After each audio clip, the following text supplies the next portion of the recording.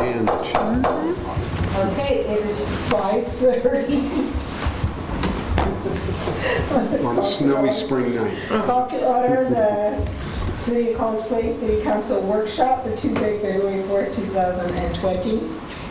How did you go into your sandwich making? Our work conversation.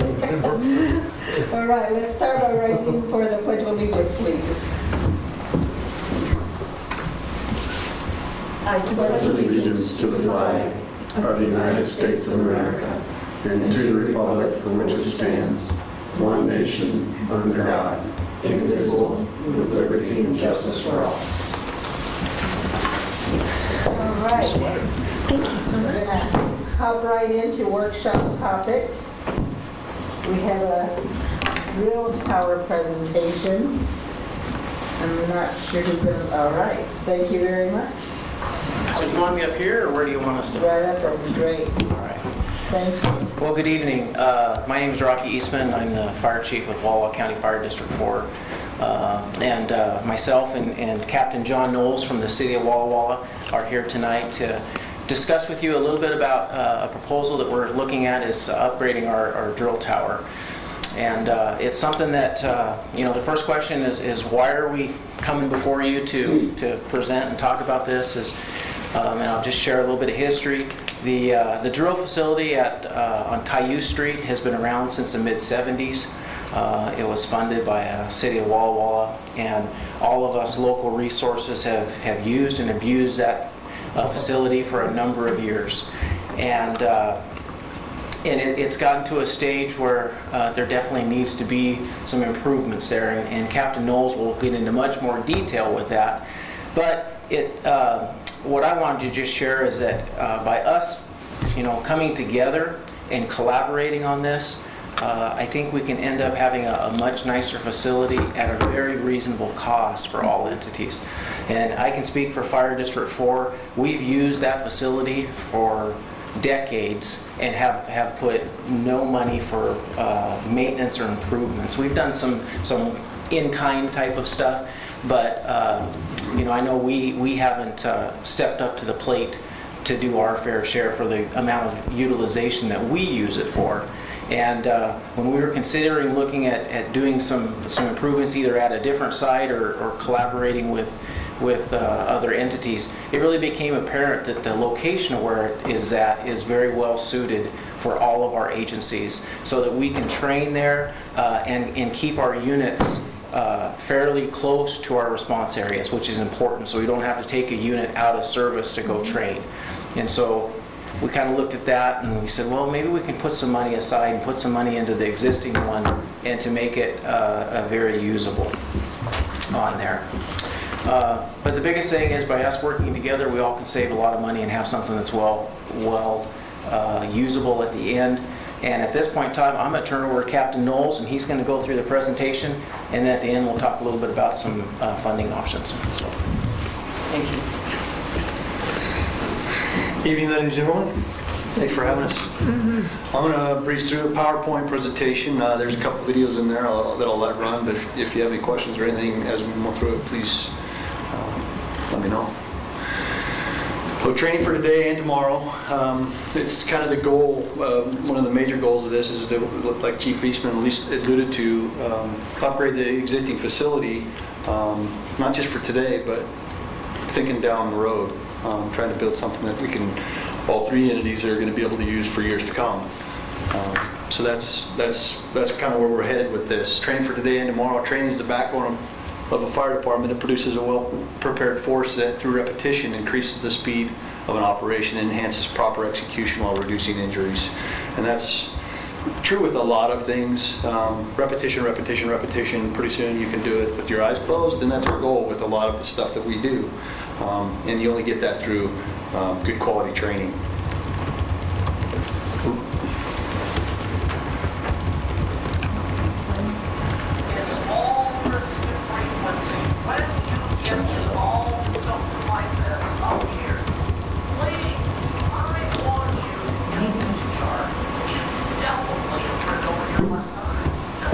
So I can just kind of speak to this. Is Gordon Graham. You can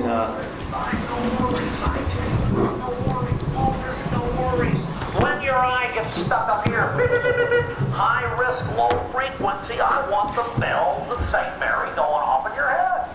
This is the incident that's got the highest probability of causing you grief. Why? Because your hard drive is empty, ladies and gentlemen. It's high risk, low frequency. I practice what I preach. I got off an airplane in December back in Denver. Where's my flight to Grand Junction? Sorry, Mr. Graham, all flights to Grand Junction have been canceled. Severe weather in the area. Severe weather, 0 visibility, icing conditions.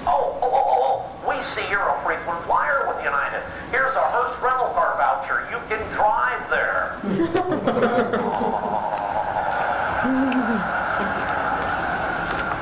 High risk, low frequency. What do I look stupid to you? Hello? My boy and I are buying a new boat. Mrs. Graham doesn't know that right now, so keep it secret. But our dream is to fly up to Washington State next year, go out the Strait of Juan de Fuca in our new boat, make a left-hand turn and come right down the Pacific coast. My boy is 11 years old now. He's already figured it out. Hey, Dad. Yes, son. Driving a boat down the Pacific coast, isn't that one of them high-risk, low-frequency events you speak of? Good for you, son. And it is high risk. It is high risk. Take a look at some of the places on the map, right on the coast. Point doom, point death, point you're gonna die, point 15,000 boats have sunk here already. Do you feel lucky, punk? Well, do you? Point if you got this far, you're one lucky SOB. You know, I said, very good, Jakey. That is a high-risk, low-frequency event. But there's two types of high-risk, low-frequency events. The DTs and the NDTs. Time to think it through and no time to think it through. These are the ones that scare the hell out of me, folks. Right here. What I like to call the HR, LF, NDTs. Tasks that are very risky, done very rarely, with no time to think it through. And the bad news for us in public safety in general, and you in the fire service in particular, is that we have a number of these HR, LF, NDTs. High risk, low frequency, no time to think it through. Let me give you some classic risk management, ladies and gentlemen. If you study consequences, these can be identified through a study of consequences. And once these high-risk, low-frequency, non-discretionary time tasks have been identified, they can be addressed through a serious training program. A serious training program that focuses every day on HR, LF, NDTs, where every day is a training day. What will we do if this happens? What will we do if this happens? High risk, low frequency, non-discretionary time tasks. These scare the hell out of me, folks. That guy's funnier than David. I like him. Got the same sense of humor. Sorry, Chief. He's also right. Yeah, that's true. So what he's alluding to, as you probably picked up on, is that we in the fire service, we do have some very high risk, low frequency events that we deal with, and he alluded to it right there at the end. The way we address those is training, repetition, repetition, repetition. So that's what he was alluding to. This is civilian statistics. Fires are down, deaths are up. That's due to, there's a lot of science that we could get into probably, and manufacturing of soft goods that people put in their homes and the way we're building our homes nowadays. Just kind of alluding to the fact that our problem isn't going away. This is a 3-year line of duty death statistics, firefighters, line of duty deaths, and it stays pretty constant.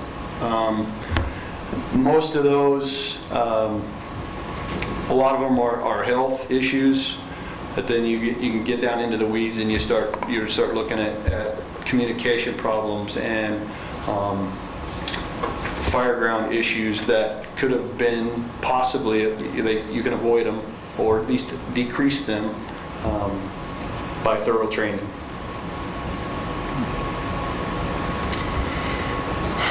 WAC mandated training, as you probably know, the Washington Administrative Code kind of spells out pretty specifically what we as fire departments have to do training-wise. And I've just listed some of the bigger ones on there: live fire, incident management, driver training, overhaul, ventilation, SCBAs. This is training that as fire departments, big, small, volunteer, combination, whatever, it doesn't matter, you will, according to the state of Washington, do this stuff every year.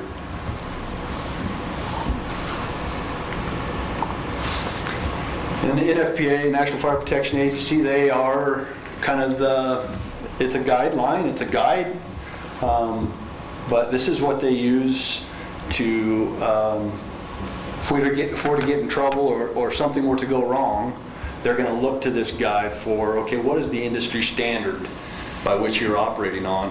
And NFPA sets a lot of the industry standards that we try to live by or do live by. These are some of the requirements that NFPA puts on the trainings. Minimum of 20 hours per firefighter per month, night drills, multi-company drills, to name a few.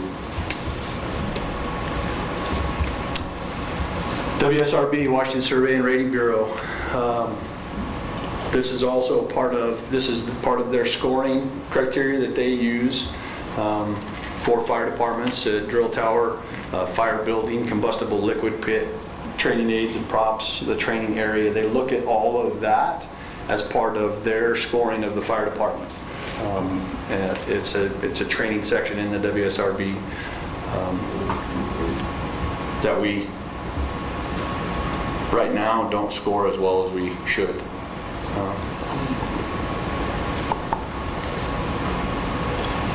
Training for the brain as well as the brawn. Consistent, realistic, relevant. And the research suggests that despite its unpleasantness, pain may actually have positive social consequences, acting as a sort of social glue that fosters cohesion and solidarity within groups. And what they're saying is those that train together, those that bleed together, those that sweat together, tend to operate better. So that's kind of what we're talking about. And as you probably know or have seen in the news, the rate of firefighter suicides and all of that type of problem is growing. And we're trying to incorporate that training of the brain as well as the brawn into as much of the training as we can.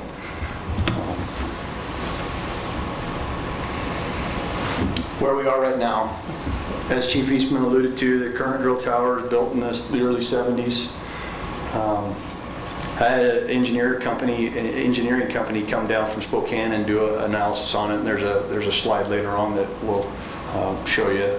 The engineer estimates that even repaired, we should only expect a few more years of use. Kind of to expand on that, if we fix it and we change the use of it, we're liable to get more years out of it, meaning no more live fire, burning, that kind of stuff in it. But it can be fixed and used as different types of non-fire activities, search and rescue, high-rise, all that kind of stuff. Unable to train in it, live fire due to the structural issues. We're getting up to that 4-year mark now. We haven't had live fire in there. Even repaired, it will not meet all the needs due to the limited ingress and egress. So, as I alluded to, I talked about multi-company drills. This drill tower, as it was built in the early 70s, requirements have changed, drilling has changed, the face of the fire department has changed, and what we try to do and how we interact with each other and agencies. It's not very well suited for multi-company drills. It just isn't. How many structures just have one door in them? Not very many. So it has its limitations. But as I alluded to earlier, it has some value if we repair it for other non-fire functions the fire department does. And this was the estimate keep in mind, this was from 2018, for fixing it as is, with the caveat that we would not burn in it anymore.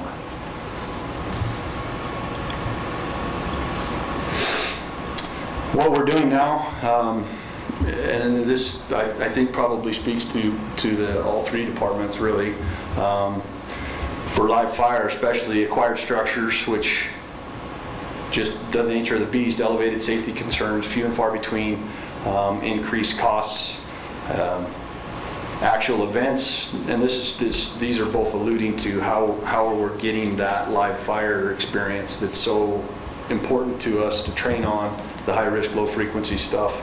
Actual events, which are few and far between, thankfully, that should be always our goal. But actual events, they have training value, but it's always after the fact, and again, that high risk, low frequency.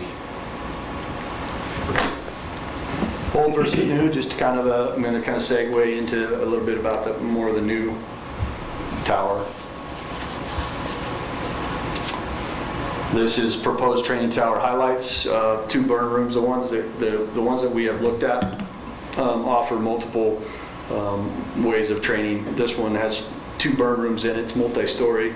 Rooms set up close to actual sizes of residential, which accounts for a high percentage of our high-risk, low-frequency events, residential. Configurable into many different layouts, which we can make it into a small commercial or those types of things, working garage, that kind of stuff. You can configure these in a lot of different ways. And as it says there in the last bullet, capable of supporting many different scenarios. Kind of your imagination is the limit.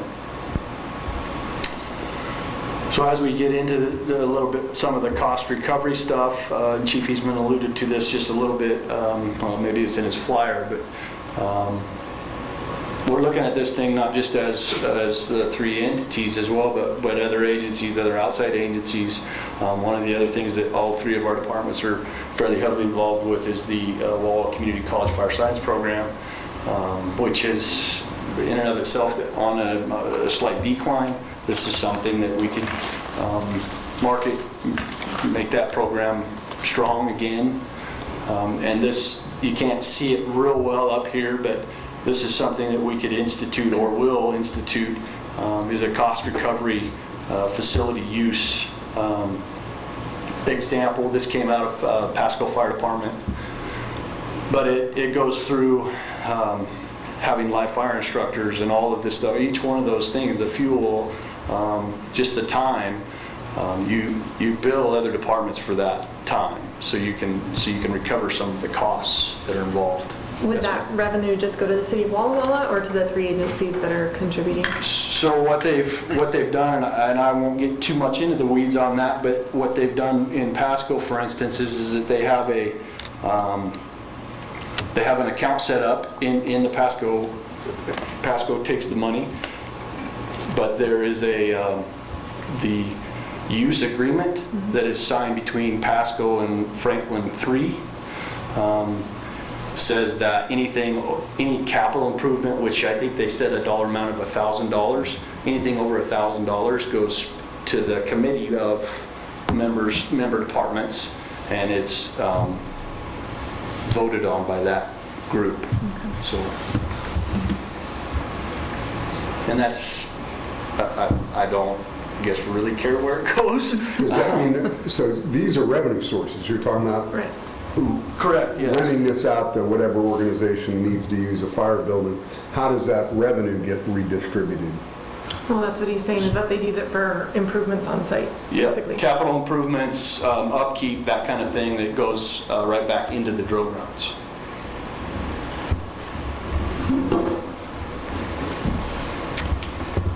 And I think we've established this, just a partnership between the 3 entities, City of Walla Walla, County 4, and City College Place.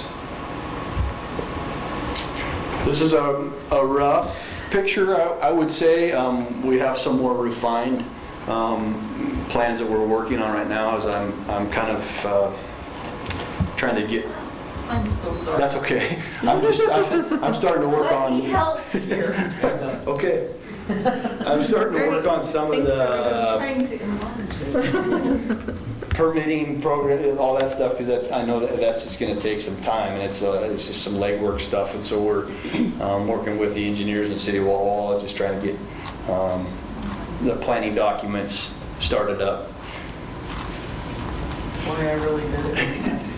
That's okay. Because he was just getting to the costs and we don't want to see it.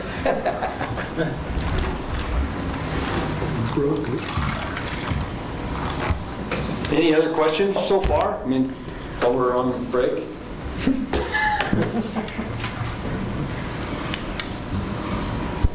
So, Billy Joel song on your playlist? do I have Billy, any Billy? I don't have any Billy. Heart of Fire? Oh, geez.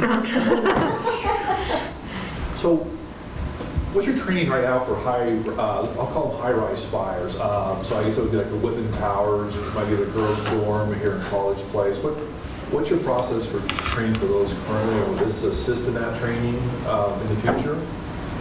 Yes, it will, just based on the fact that most high-rise is, well, it's manpower heavy, but it consists of carrying hose upstairs and hooking into standpipe systems and stairways typically, and then fighting fire on whatever floor you're fighting fire on. So yeah, as far as high-rise, it's just manpower intensive and climbing stairs. And it's pretty simple. I don't know if that answers your question. Sure. Limited use of equipment in those type of fires, or the High-rise stuff? yeah. Yeah, depending on where it's at. Vehicles, I guess. Yeah, depending on how high it is, yeah, because I mean, we only have the one aerial around, and it's going to go 5-6 floors tops, So this would support the running up, Yep, stairwell operations, yeah, high-rise operations, yep. got it, okay. Will the proposed new one be as equally high as the current one? It just looks a little smaller. The one that we have looked at right now and have kind of planned towards is 3 stories. Okay. 3 stories, yes. And currently, you have what? The one is 4 stories. Okay. Yep. And both of those actually could be used simultaneously, or one or the other could be used, because again, the old tower with some fixes could still be used for any of those non-fire type exercises, just muscle memory type stuff. So this is some conceptual stuff here with some rearrangement. One of the biggest improvements, not just the tower, but is increasing the asphalt footprint, because right now asphalt is pretty limited to or right around this. So this plan is going to call for just under 50,000 square feet, I think, of new asphalt.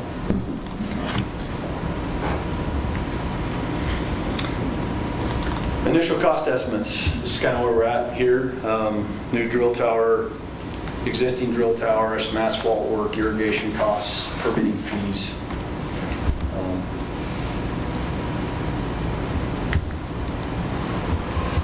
Project timeline.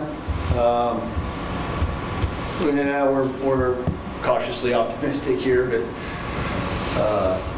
and this was put together a few months ago. But I meet with City Walla Walla Council next week. So this will be a topic again next week. Optimistically, this project could be completed by late 2020. It's pushing the envelope a little bit. Although the tower company that we have been talking to thus far says they have about a 4-month. If we get the timing right, they can put the one together in around 4 months.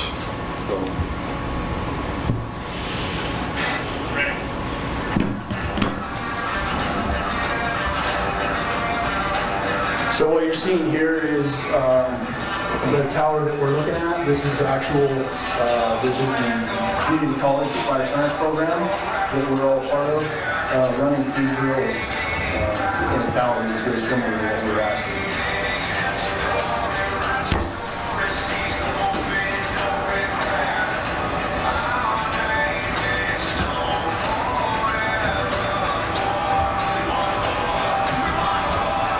basically, well, it is constructed out of harness boxes, to be defended. This is talking about fire behavior here. We've never, in my time here in Walla Walla, been able to get fire behavior like that. It's happened. The way that those burners are configured, it allows you to get this kind of fire behavior as a teaching tool, and get this kind of fire behavior.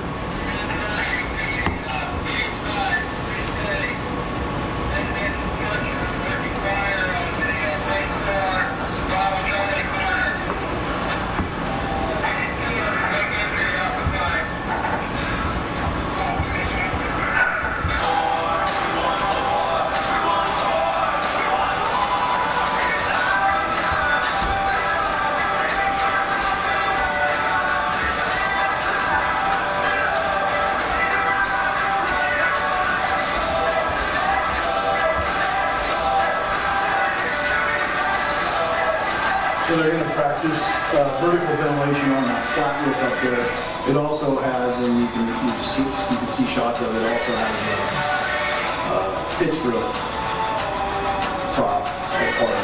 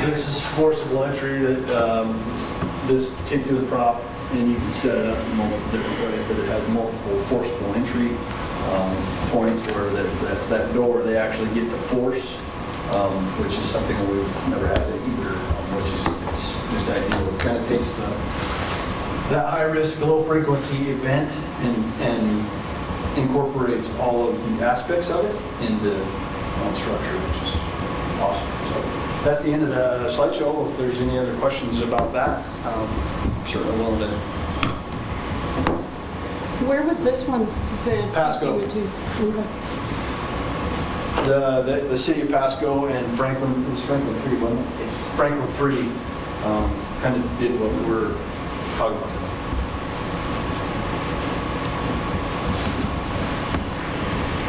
Thanks, John. So, one thing I will point out that in that video, those were some of your firefighters that were there. Your current members were in that video. So, I really appreciate all the work that the training officers do in collaboration to bring these types of collaborative programs together. So as you saw on the slide, if you want to go back to that slide that's got the funding on there, there's a real rough estimate that they've come up with is about $750,000, a little over $750,000, and that's to build a new burn prop, improve the grounds, and improve and upgrade the tower for non-firefighting uses. And right now there's almost 2 acres of ground that's at the training facility, and really there's only about a half acre to a third of an acre that's being utilized. And so the plan that we're trying to put together here is one that is cost effective. It's not an elaborate expenditure on this. I mean, it really is maximizing all of our dollars. And so from the fire district, we have saved up and been preparing to do something in the training facility for a number of years now, and so our Board of Commissioners has approved a motion, a resolution to upfront the cost of this, up to $900,000. Gives us a little bit of buffer in there with the projected cost. And in order to get this project moving and streamlining it, having 3 public entities trying to work through something, there needs to be someone that kind of takes the lead on various, and so we would take the funding lead on that. City of Walla Walla would take the planning and designing of a lot of all that. And what we would like is, we propose is having a 3 to 5 year repayment plan back to spread that cost out so that it's not a big hit for those agencies to repay that, and an equal share of a third. And one of the questions that was asked is, well, why is it an equal share for all 3 entities? Because you've got entities that are different sizes and different call volume and so forth. And what we found historically is that between the 3 entities, we all use this training facility pretty equally. Both College Place and District 4, we have a large number of volunteers that we run through that on a multi-day monthly. A lot of our residence programs and our on-duty crews are over there on either Saturdays and Sundays every week for utilizing that. And so we looked at that and we just said that it really makes sense for us to be equal partners in this. And the one thing I know, like from our standpoint, like I can't speak for anybody else, but for us, for our contribution, if we're putting $300,000 into this, what we want from it is we just want to have the ability to go use it for the next 40 years or whatever. We don't want to have, there's obviously going to be some legal work into how you get the agreements worked out to where everybody that funds this has equal use of it and has a right to be there, a legal right to do that. And so that's the part that is still being in the works right now, is developing some of those agreements that would allow all the partners that are contributing up front to be equal partners in the use of that facility on there. And so that's what we're here to ask for you to consider, basically, is for you to consider a $300,000 approximate investment to support a really nice training facility that can be paid back over a number of years, and to allow for the training and the growth of our members to be the most proficient and well-trained as we can provide them, and give them the tools that they need so that they can serve our communities the way our community expects us to serve them. So, questions? You suggested you want to be using this facility the next 40 years. I'm curious, what's the estimated kind of lifespan of a structure made out of shipping containers that's being heavily used and that's very hot fires built into? What kind of, maintenance, repair costs? What's the expected life span of it? Yeah. So a very good question on that. And we factored in, so the building that you saw in the video there has 2 of those shipping containers that are for burning purposes. And we expect with the amount of burning that we're going to use, we're going to see anywhere from 5 to 10 years out of those burn rooms. And the nice part about it is that those burn rooms, it's about what, $10,000 or something? Yeah, 10 to 12. Yeah. To replace that. And that's where that use agreement and the maintenance agreement that we are going to develop even internally, that if you're going to burn in there 5 hours or whatever, there's going to be a maintenance fee even for us that contribute to this, so that we have that money set aside when those burn rooms need to be replaced. And that particular replacing, that is a very low cost compared to what money has been spent in the existing tower on the concrete to repair that, because the drill tower, the concrete one, has been repaired twice now already at a very, very expensive cost already. And so now they're looking at the 3rd time to do that. And so we have planned to do that and to have those burn rooms to where after 7 or so years, we plop another container in there and be on our way. But the remaining other structures will have that 30 to 40 year life, especially the other training grounds on there. That's the nice part. One of the nice parts, features of this particular tower is it's modular. So you're only taking that, like for instance, the berm, when we talk about the berm, you can replace, you just replace that one section, pull it out, put another one in.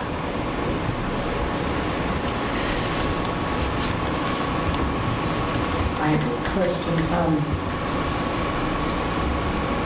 When would reimbursement or payments start being expected? Is it 2021? So if we were to move through this and be successful, like I said, I think we're being very optimistic to try and get this done in this year. But if we were to get it done by this year, then either 2021 or 2022 over there. It's going to be dependent upon when the project is done.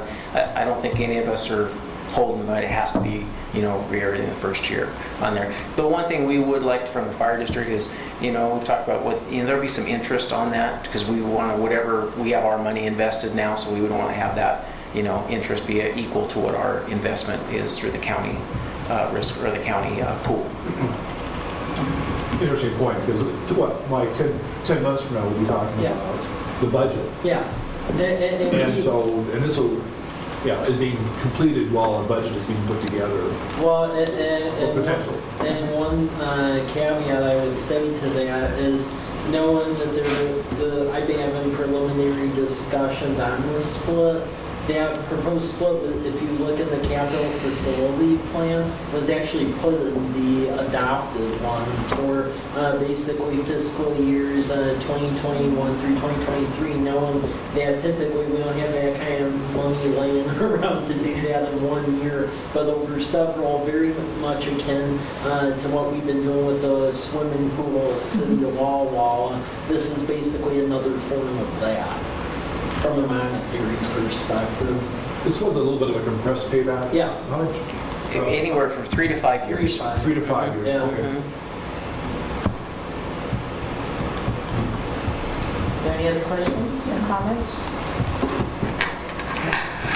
Thank you for your time. I Thank you very appreciate much. that. Thank you.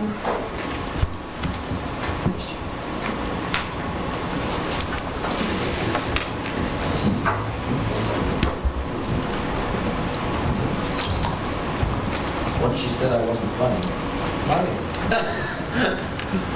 You're funny, just not as funny as that guy. It's the hair. Yeah. Okay. So I'm up here to introduce the next item, and this concept is with our public defender. So Mrs. Rachel Cortez has been the city public defender for folks that can't pay for their own defense for the last 5 years. And as you may recall, about a year or so ago, we had the contract for the conflict public defender, and then I received correspondence from Mrs. Cortez about how a caseload and other things, that there was a request for a compensation increase. So with that consideration, we invited her over here to just understand some of the details behind that. So with that, here's Mrs. Cortez.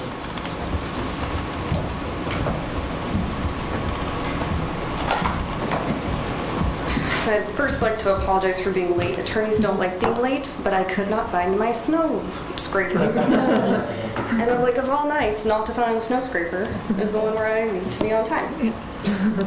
So I understand there's some questions, and I've already presented my letter to you. I'm happy to answer questions and kind of just walk you through what it is my office is not dealing with, but what has happened in recent years. Because I have sent over some case numbers from 2016 to 2019 of how many cases we were appointed every year, just so you can see the expansion. When I first took this contract in 2015, my caseload for every court docket actually fit in this. This was what I could carry in. Now, this is an example of what our next court docket is going to look like. I had to buy a wagon because we couldn't carry it anymore. This is what we're looking at right now. Although we don't have the actual docket, from what we can tell that is going to be on, we're looking at about 86 cases, and more will likely get added by the time we have court next week. So it's mostly volume and numbers that we're dealing with. So when my office manager prepared this document, and it's, for some reason, I'm not techie either, I could not get it to print on one page. So that's through May, and then the other one's through the end of the year. I did not know this when I sent it over, but my office manager actually subtracted all the dismissals from our caseload number. She should not have done that. So when I added those in, we had this year approximately 249, but because I went to law school, I don't do math, around 250 cases are what we were appointed to. I only take a dismissal off our caseload count if the case is dismissed before we can work on it. And that doesn't happen often in the city of College Place. It's more common in like county of Walla Walla. So this year we had our record at about 249 cases. And then as you can see, 153 for 2016 was our total there. And that was before I hired an associate who is now my full-time. As the cases continue to grow, right there is 173, it just keeps adding. I think I don't have to think, I can look. April of 2019, we were appointed to 31 cases. And that's a variety of charges, and a lot of people have multiple charges, so even though it's one case, there could be upwards of like 4 different charges on the one case that we are dealing with. Does anybody have any questions? I have a few questions. Yes. So I'm looking at I'm sorry, did I interrupt you? Okay, the monthly cost comparisons that you gave with other cities. Yes. And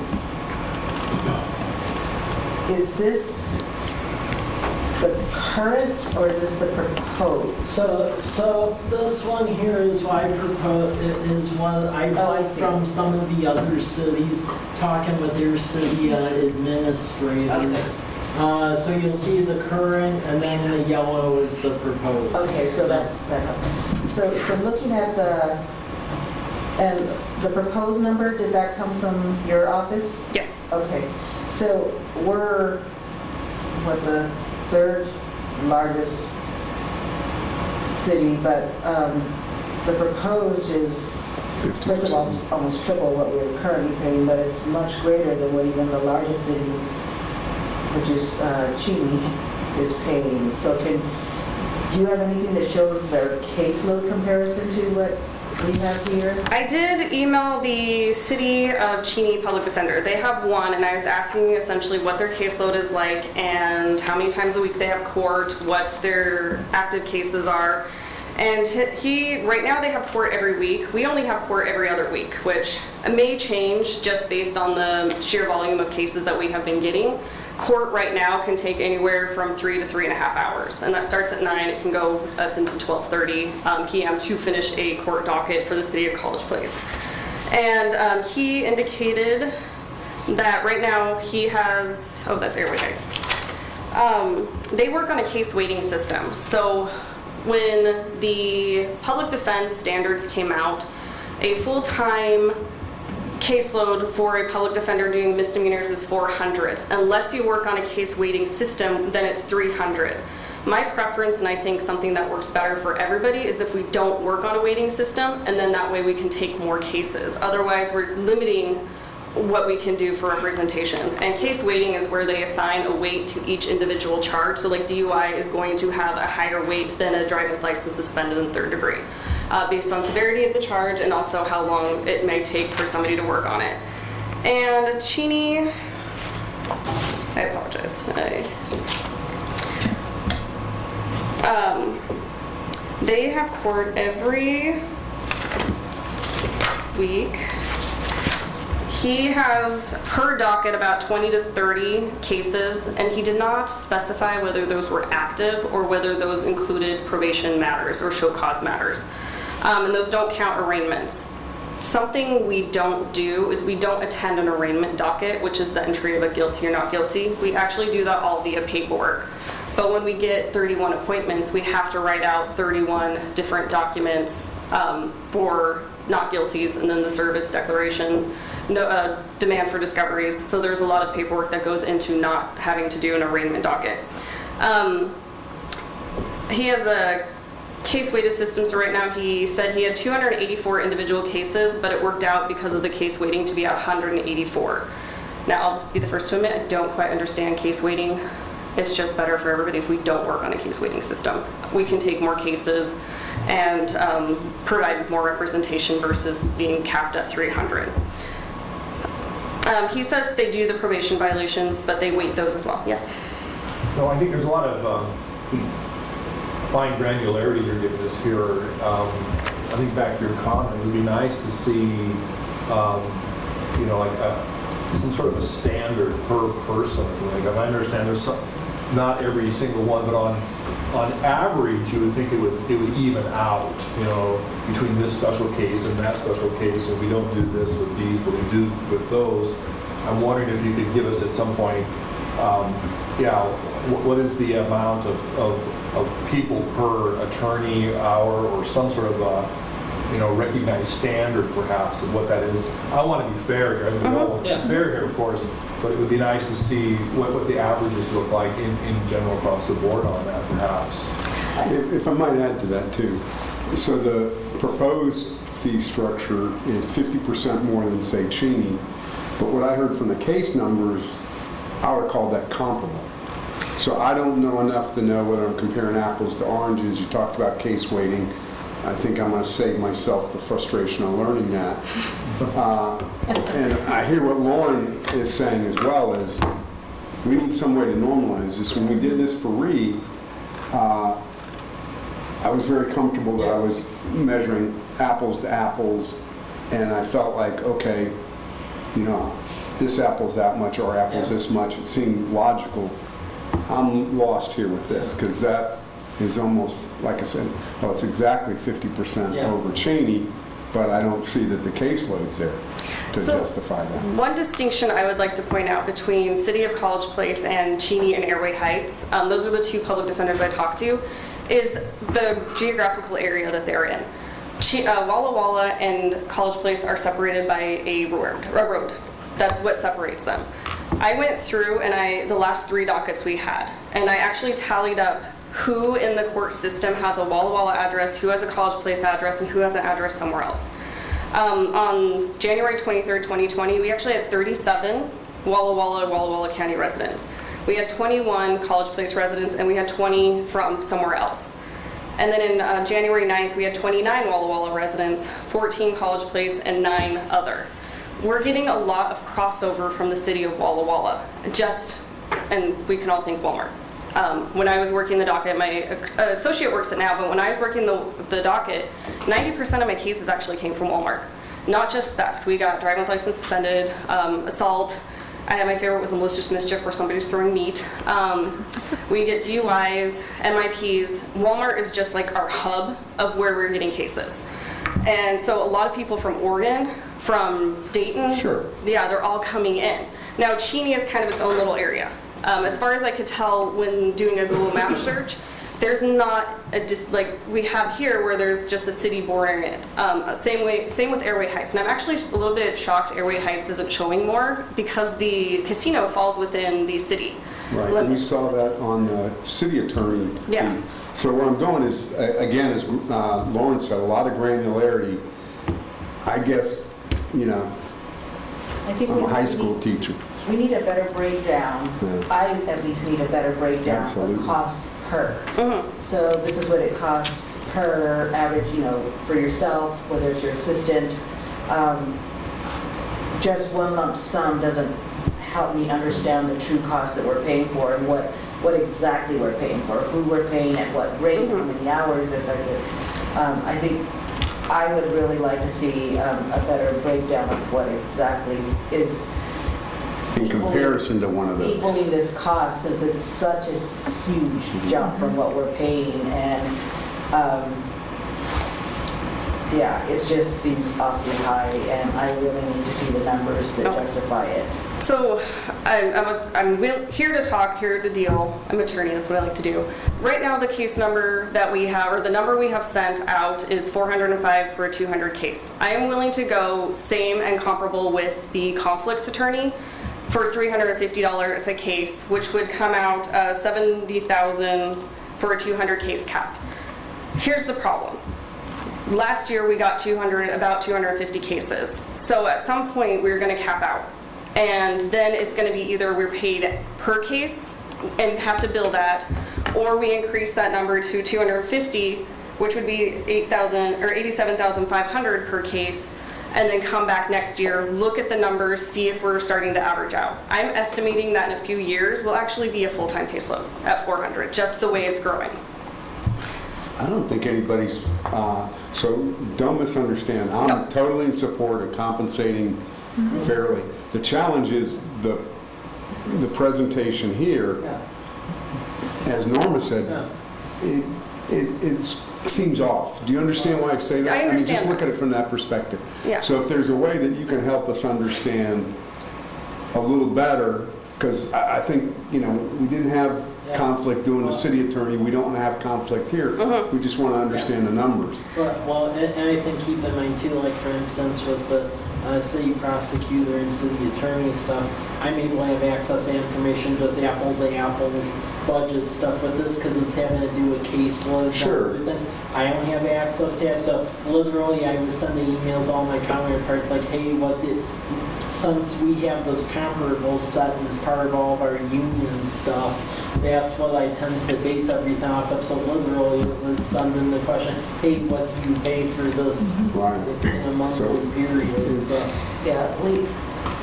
Need some help with this. I'll stand that I need further in-depth information, a breakdown, more descriptive of what your cost has been maybe in the last 24 months and what you project it to be in the next 24 months maybe, and cost per activity, kind of thing that'll really help us understand what we're paying per caseload. I'm sorry. Mike, is it appropriate if she were to work with the city finance staff perhaps to get this in a format that we're requesting? I think that would be appropriate. Okay. And sorry. So, Well, looking at the increase in cases from the low of 2016 to the high of 2019, there's a 38% increase. But the request for more compensation is 281%. So trying to understand the difference between those. I mean, is it getting more complicated? Have we hit a place where suddenly, because we have this many, we have to jump up by hiring another associate or something? Why that big discrepancy? At the rate we're going, I'm likely going to need another part-time associate just to even out our caseload numbers. It's either I have to rework my schedule so that I can also work College Place, or bring in somebody else. And there is somebody who is going to take the bar at the end of the month, I'm hoping will pass, who will join the firm, who would then end up taking part of the contract, similar to how the city of Walla Walla full-time contract do. They have one contract per the office, and then it breaks down to, they divvy up between their office on who takes what, just to alleviate the caseload numbers. But it's growing so fast that I'm likely going to need that. At first I was trying to decide if I could do it with another office assistant. I'm gonna need another attorney.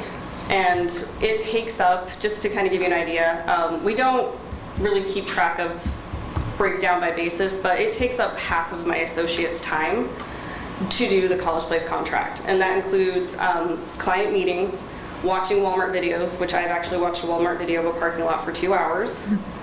Finally found the fast forward button, that was a happy day. And phone calls, sending out letters, putting client notes and files, just kind of trying to keep in contact with all of the clients. It also takes up half my office manager's time because she is the one that has to funnel all these calls.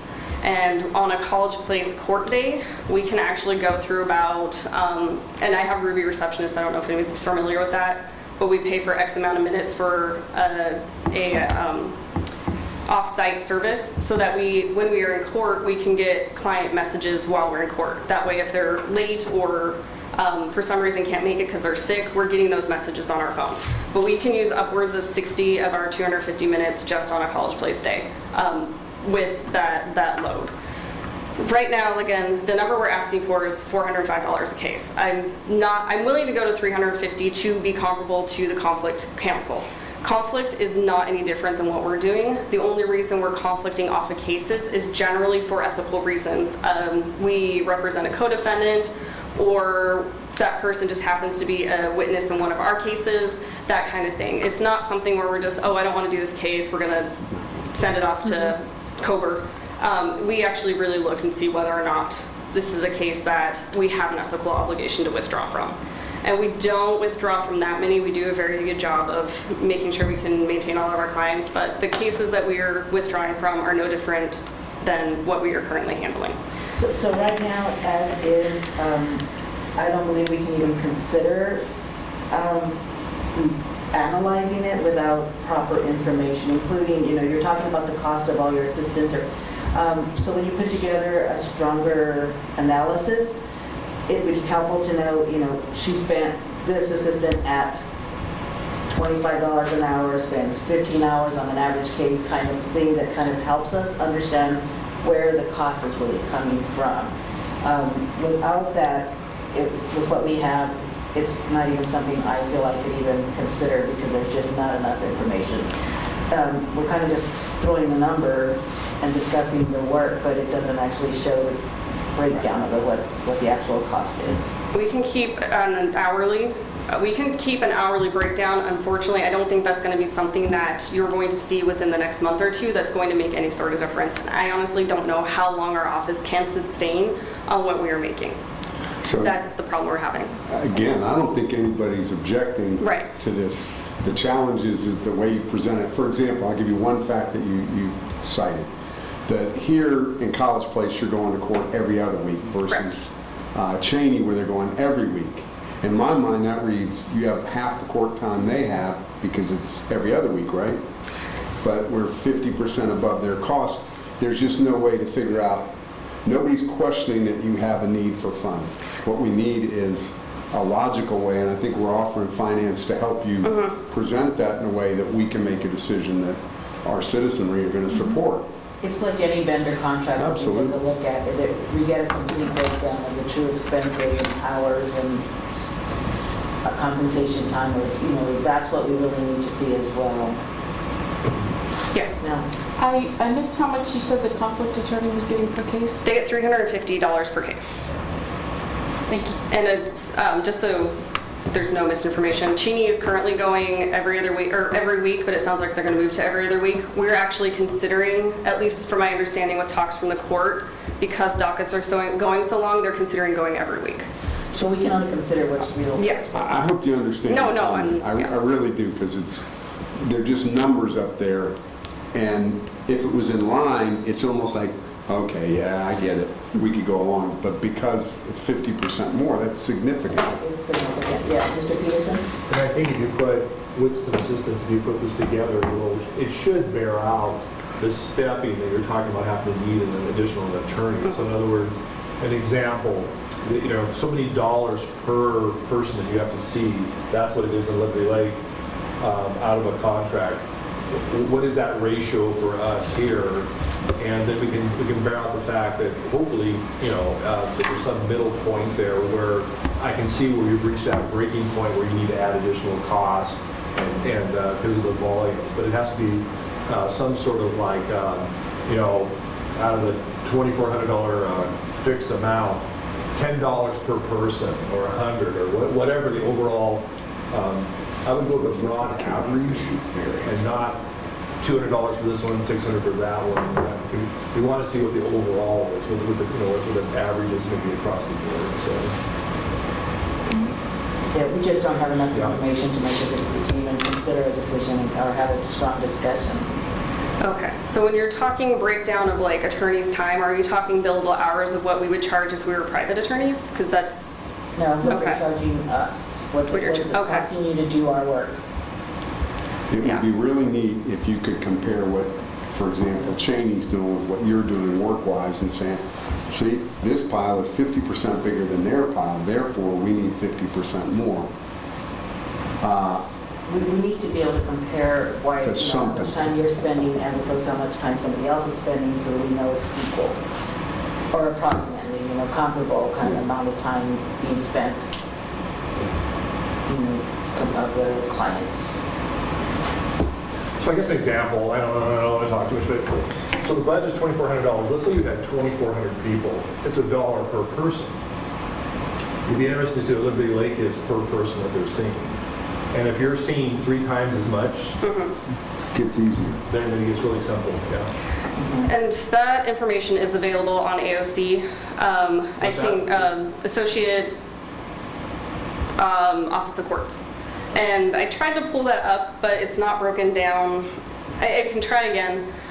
They include infractions, and we don't take any position on infractions or do infractions. So it would be a rough number, but I can find that.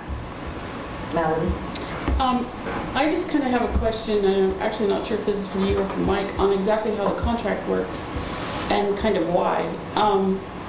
Because as I understand it, it's contracted for an estimated 200 cases per year, but it's a lump sum.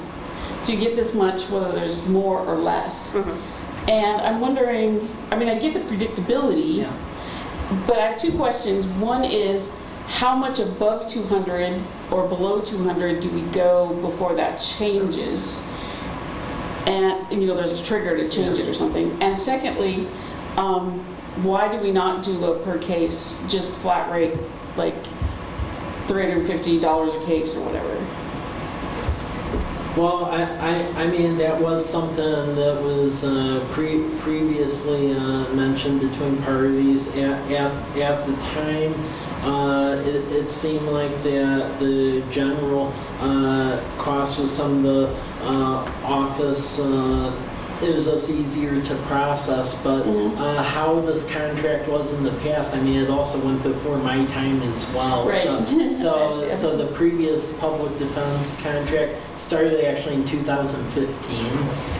And keep in mind, in other areas, it's actually done quite differently too. There's other counties where the county bills it out, and then the cities actually pay the county set amounts for public defenders and prosecutors. Unfortunately, our county's not like that. So that's why it makes this apples or oranges comparison really confusing around here, because it's really hard to say there's an apple and there's an apple because it's all over the place. So.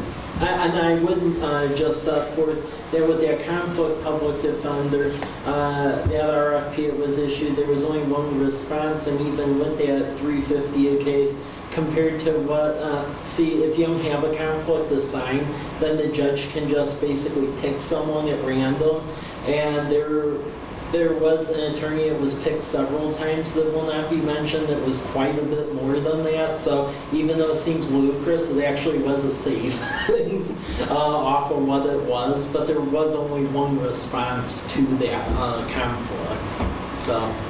But with the caseload we have here at $350 each, that's going to be expensive. Sure. That's going to be that's going to be 4 times what that number was. 20 grand. Sure. And the reason he had mentioned trying to do the per case, and the reason I had suggested not doing that is because we would have to bill every single case we get. Your finance department would probably kill us because they would have to wait until they got all those invoices, add up all those invoices, and then send a check versus having the per month just steady rate.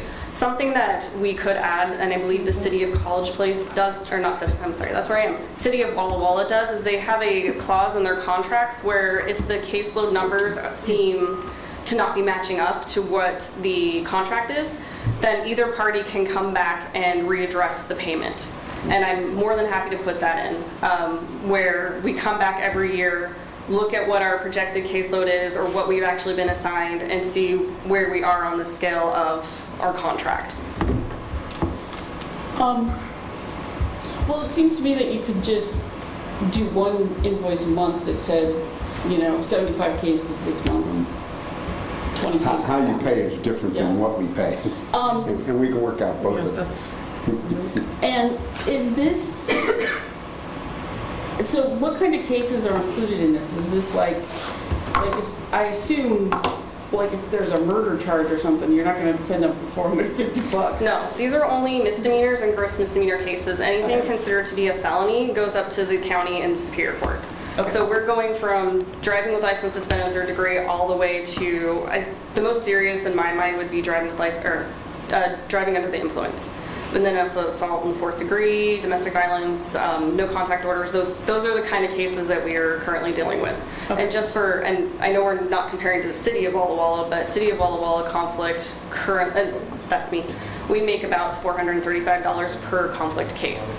And then we make the same that the non-conflict attorneys make, but theirs is just averaged out for, so example, 350 for 200 cases. Do we get any reimbursement from any of these clients? Or do we just pay 100% of their cost? I would have to look at, there have been in the past on occasion. I would have to look That's fine, nothing to give a regular. more defined answer. Yeah, okay.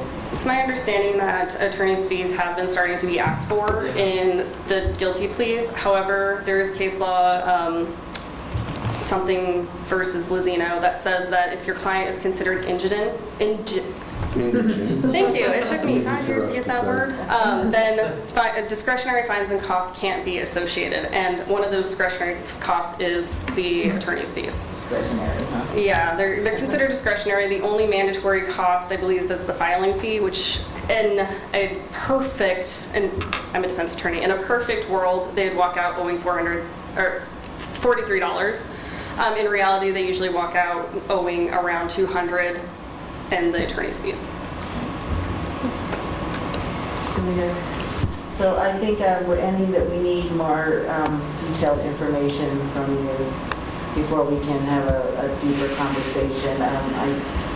I'm sorry to push you back and to go back and get us some more numbers. I know you've been having conversations with Mike for some time, and I think he did mention that he needed you to bring something more.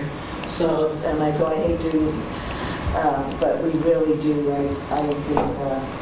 I feel that we need something more to understand what the cost is and some comparables.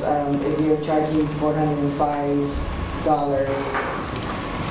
per client, what does Cheney or Fellow, Liberty Baker, or Fairway Heights, or whatever comparables? What do they charge per client? What do they get charged? We just have to do our due diligence on this. That's all. It's not a matter of not thinking your worth or your trust. We just have to have some proper due diligence done, and that's the responsibility of our positions. And I can try to get you those numbers. They're not going to be exact because they work on a case weighting system and we don't. And just want to, again, case weighting. It just gives us something to consider and compare. Okay. Anybody else have any other? No, that sounds great. Enough time. Okay, thank you. Thank you.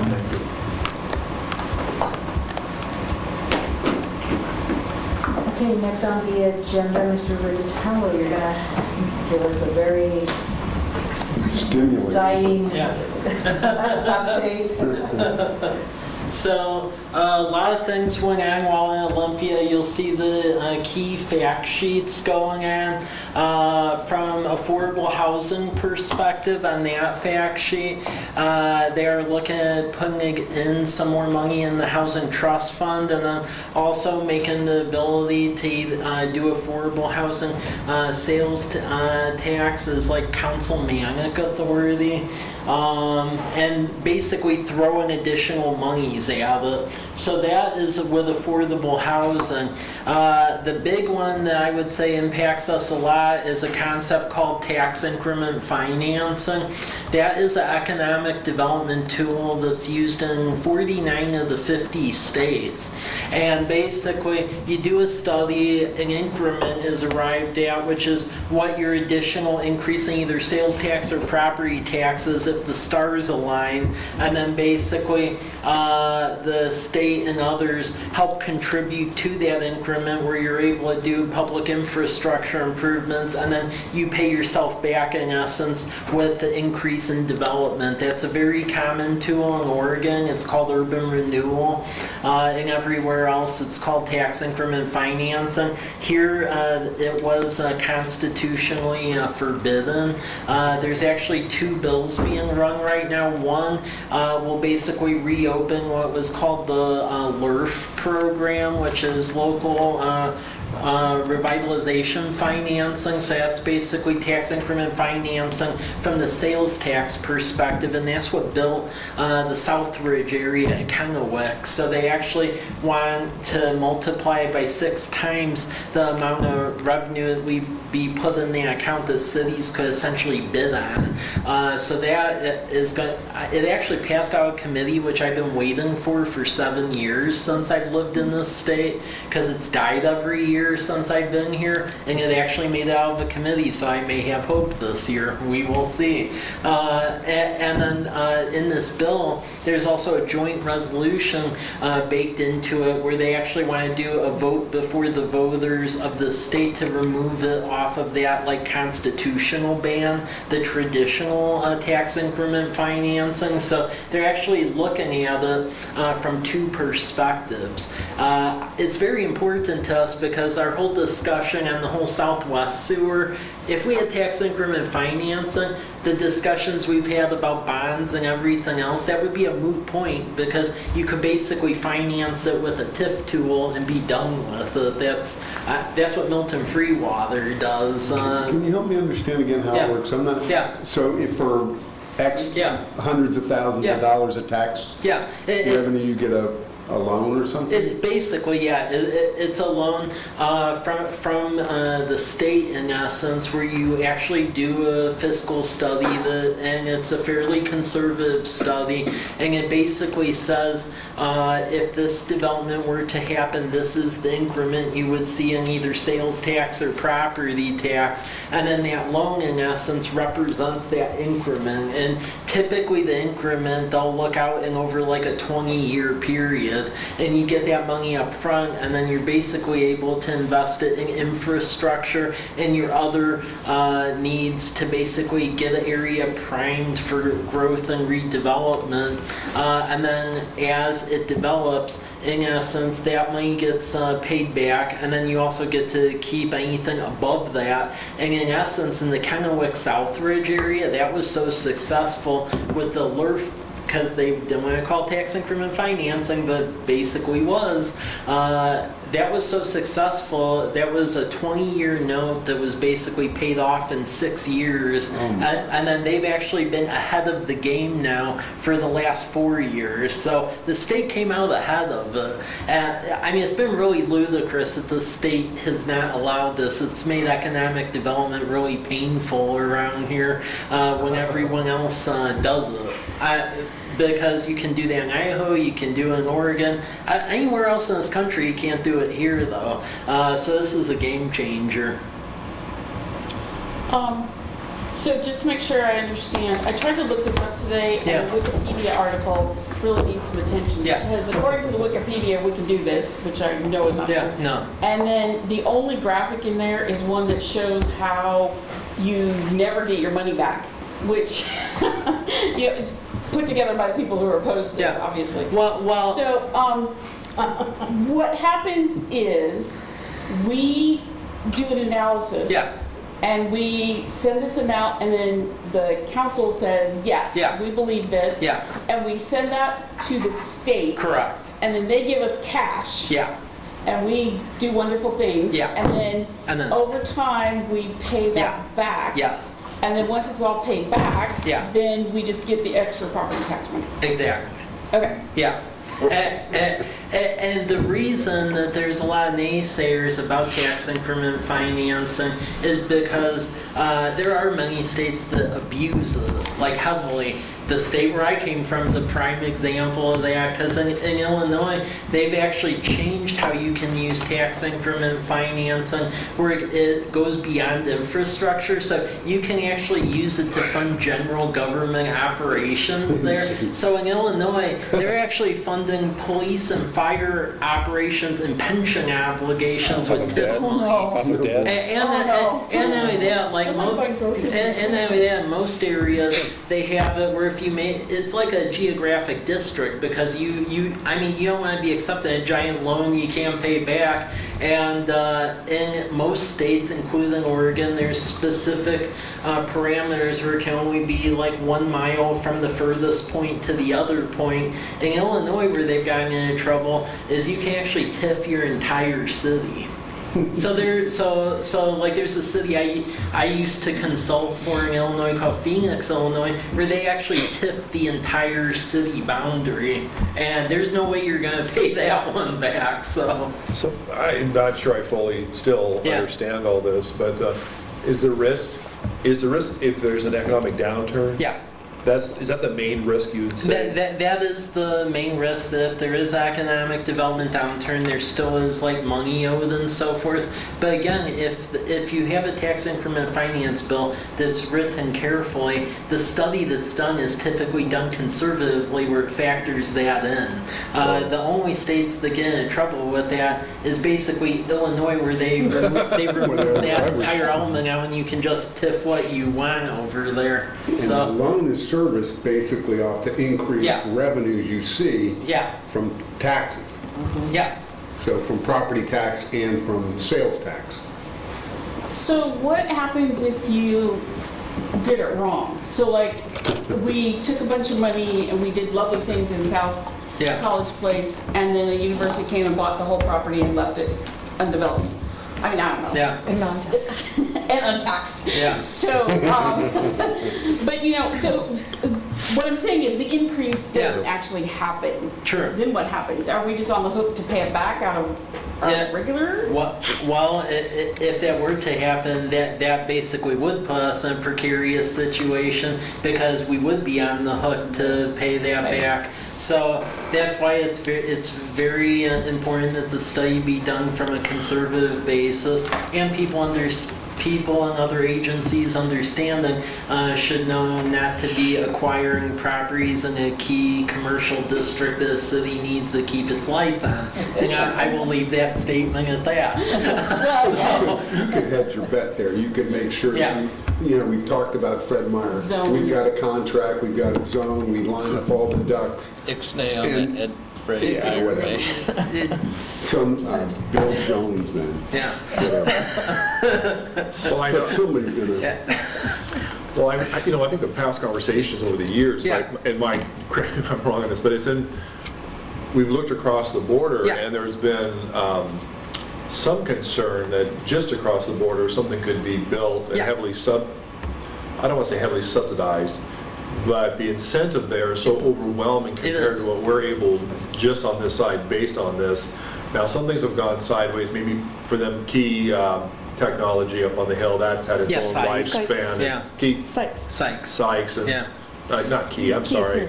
Sykes and whatever it was been called before that. But it's been a concern that to equalize this because there's the economic risk of what happens if this doesn't work out. There's also the economic risk of if somebody taking, I'll put it in quotes, your lunch away from you, in the future. So that's also a risk. So absolutely. Well, and Oregon, beyond urban renewal, you can also do enterprise zones where they completely waive taxes on machinery and equipment. So we need tools in our toolbox, but because I would argue the key thing is luckily I would say they haven't figured out what's at their disposal, and I will leave it at that because Oregon is very aggressive that way. This is going to help us. That'll be a game changer. So this is the first time I'm positive on this since I've lived in this state because it's actually moved for once because it always dies. So I'm hopeful. So that is key. Other things, Public Works Trust Fund, getting more money into that, and then also taking a watershed approach to culverts, because right now the state is funding a bunch of money to go fix culverts on state highways, but they didn't think about the concept of, well, if you fix a state culvert on a fish-bearing stream and there's a city culvert 2 blocks away and they can't fix it, the fish still can't get through. So they're trying to run a bill where they will give money to states, to cities to figure that out. A couple of things in my visits to various agencies, Department of Commerce, they're looking at potentially doing a storefront improvement program similar to Oregon, which would help, where it would help offer grants for storefronts to be fixed in downtowns. Department of Ecology, they like our Southwest Sewer project, and we did get some money to do like engineering on that, so that's good. The key thing is with the stormwater utility, they have a new director over at the college, and they're very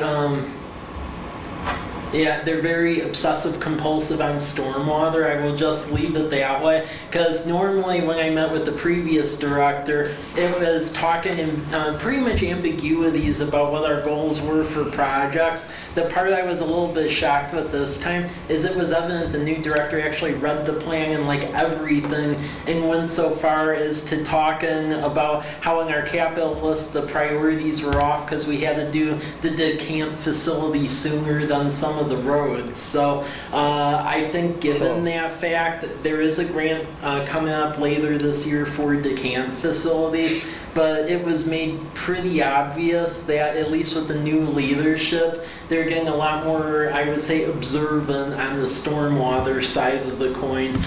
So that's something to keep into account.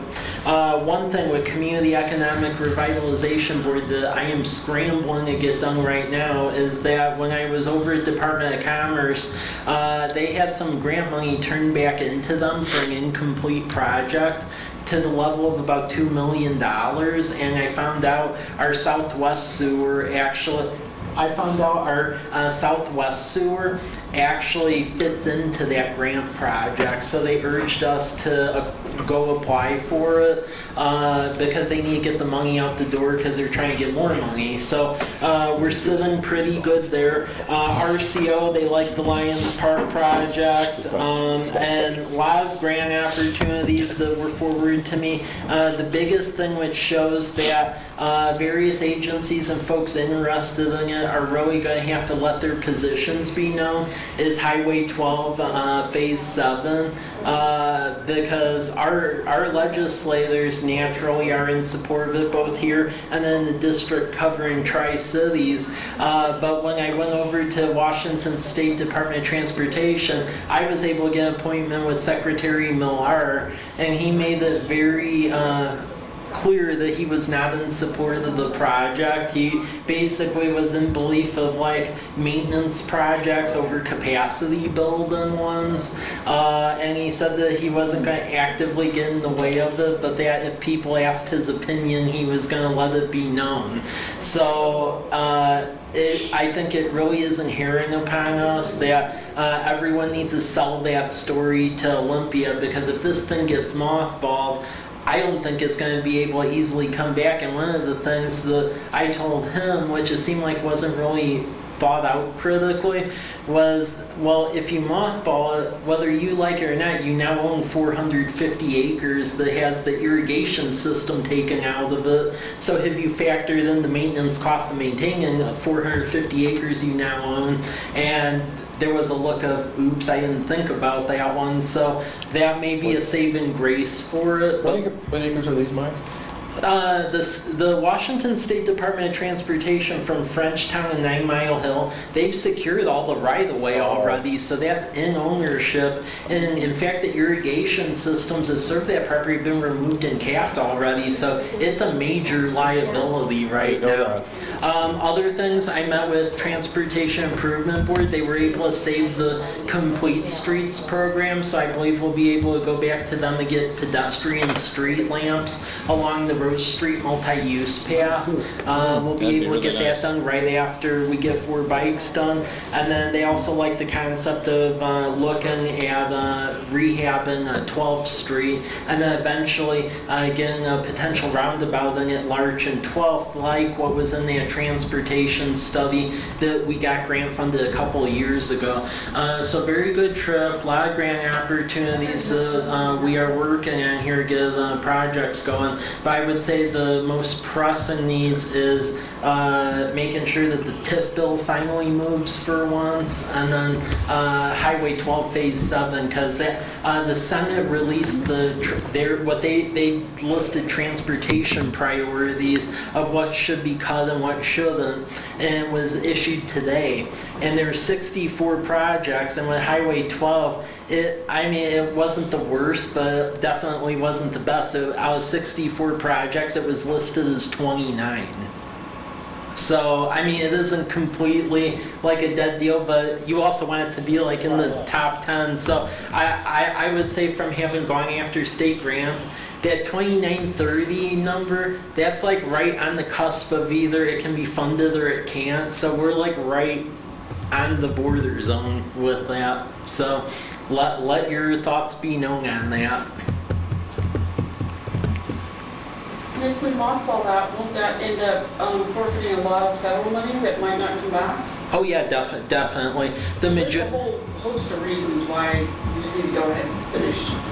Well, there was already a limited amount of federal money put aside toward Phase 8, which was 9 Mile Hill, Wallula. And if Phase 7 gets mothballed, the feds are going to take, because to my knowledge, it was about 20 million, and then they had about another 100 requests for Phase 8, and that's going to disappear. And yeah, we aren't going to see that money again, because when you reprioritize stuff like that, I mean, that was like the Crosstown Freeway in Chicago. They did something similar. They're thinking they could come back at a later time, and 20 years later, there's a lot of green space where it was supposed to be, but there is no highway.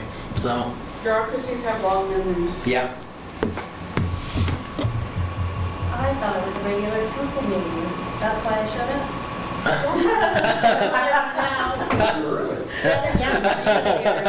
up. We needed you earlier. That's true. Oh, really? Yeah. What? No, I just didn't mean to raise your pulse. Rhea was the issue you and I previously discussed, so yeah. Okay, which Yeah. one? No, well, yeah. So that was the update with Olympia. Any further questions, thoughts, comments? So, was there anything or any visit that you made that you found pretty encouraging for our area? I would say the curb meeting, the fact that there's like $2 million hanging out there for a sewer project, I feel, I mean, I have about 75% of the application done already, so we're going to try to get it, so. So what's the best way for us to, encourage our representatives and senators to make the right decisions? Our representatives are doing what they can. That where I really feel that it's coming down to is letting the governor's office. This seems to be a governor's office driven thing for some reason. So I would say let him know. Secretary Millar definitely, and then with the Transportation Commission. Basically, there's a senator that's trying to fit in all of these capital requests, and it's Senator Fye out of Tacoma, and he seems to be like the main shot caller on all of this. So it's pretty much those three. Talking to our representatives is good, but they're well aware and they're trying their best. But it seems like this decision is outside of their wheelhouse, and it seems like there's hostility coming from the I-5 corridor on it. And then it also doesn't help that it seems like there is an agenda from WSDOT where they just don't like capacity projects now. So. What would you said, Senator Fye? Fye. How do you spell it? F-E-I-N. Yeah. You wouldn't think you pronounce it that way, but it's actually Fye. Okay. So yeah. Okay, that was a question. Yeah. Have we already passed a resolution in support of this? I thought so. Well, have our neighbors? Yeah. I shared ours, and they pretty much all passed that one, except with their names on it. Are there any neighbors that haven't? The only agency that hasn't, but we are passing it tomorrow afternoon, is the Metropolitan Planning Organization, but that's on our agenda tomorrow afternoon. Have any of the Tri-Cities passed resolutions in favor? Their legislative delegation has, the cities have not. And I have reached out to Pasco to try to encourage them too.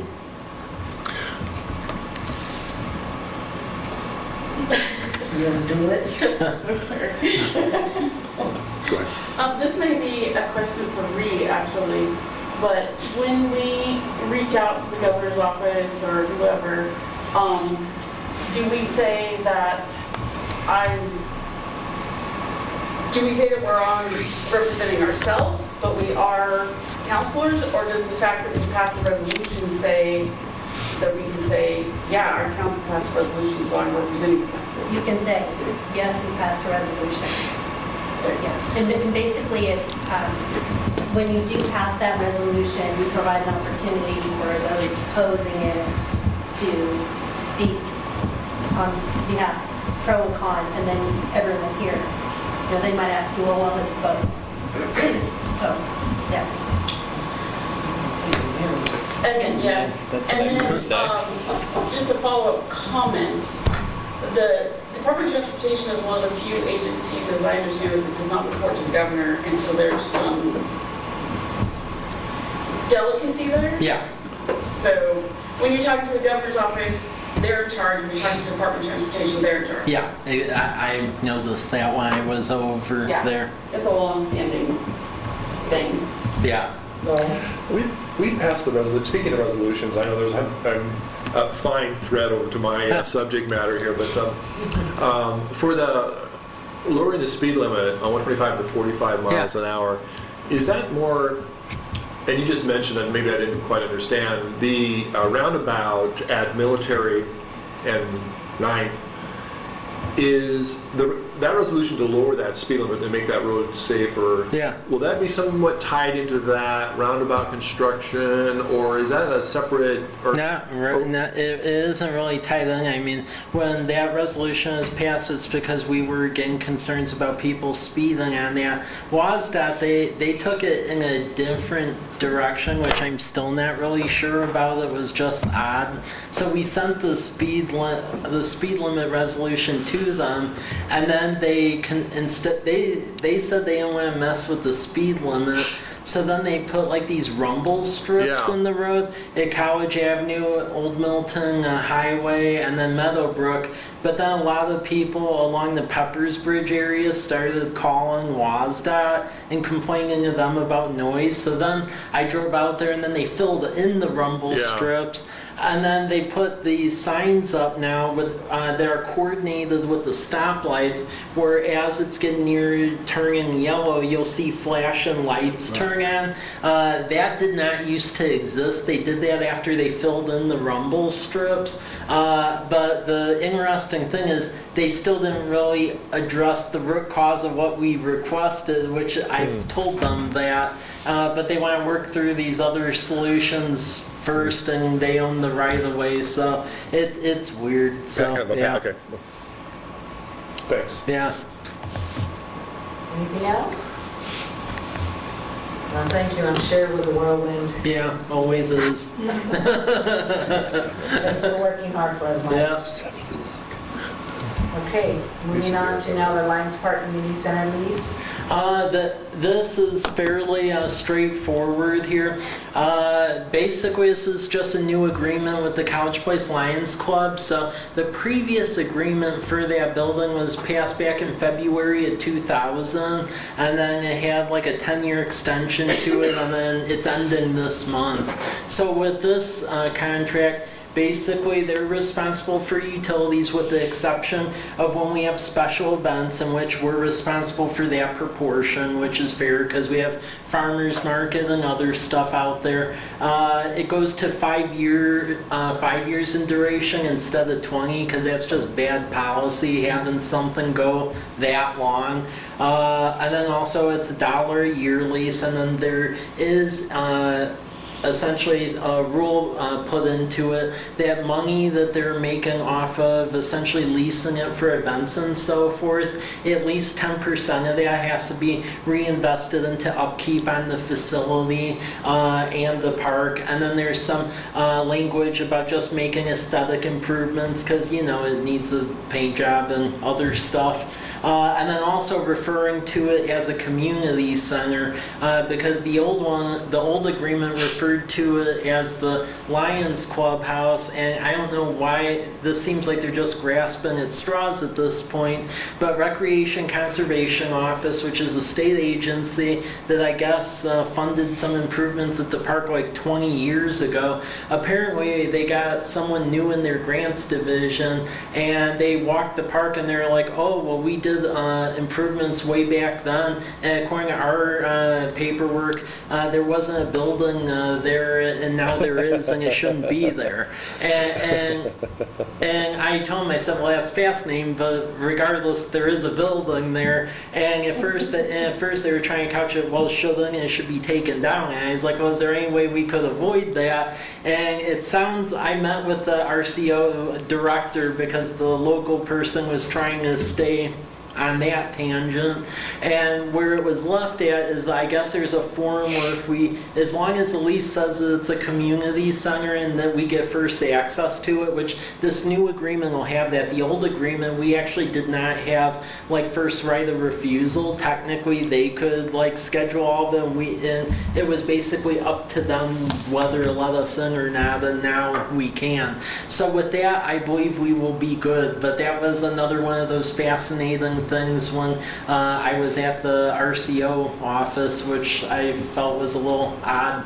And then also just a report on operations and what they're doing with the building, so that way we have a reporting mechanism just on what's going on. What money are they spending on maintaining it? What sorts of revenue is it bringing in? Things like that. And that wasn't really specified in the old contract. So this one is a lot more broad where it protects everyone. Lions Club, I have shared it with them.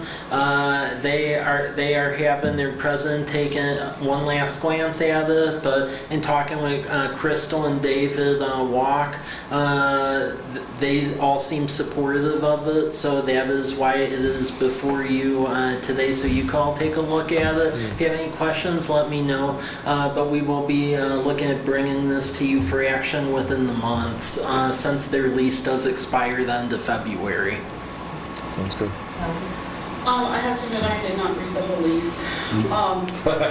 But one of the things that people have been complaining to me about is the state of the restrooms there. Yeah. So I'm wondering if there's anything in there about cleaning and frequency of cleaning. Well, so technically the lease is just for the actual like clubhouse portion of that building. That bathroom has actually been like a city operation, and I have expressed that, and keep in mind in the new in the renovations that we're planning for Lions Park, that bathroom is basically going to be replaced with a new bathroom just like out of Kiwanis Park, and then the old bathrooms are going to turn like into like a maintenance shed for Kenny to keep his materials in, because really with the state of what's in there, the amount of money needed to upgrade that thing versus just putting a facility elsewhere, I mean, I ran the numbers and it comes out to a pretty close wash, so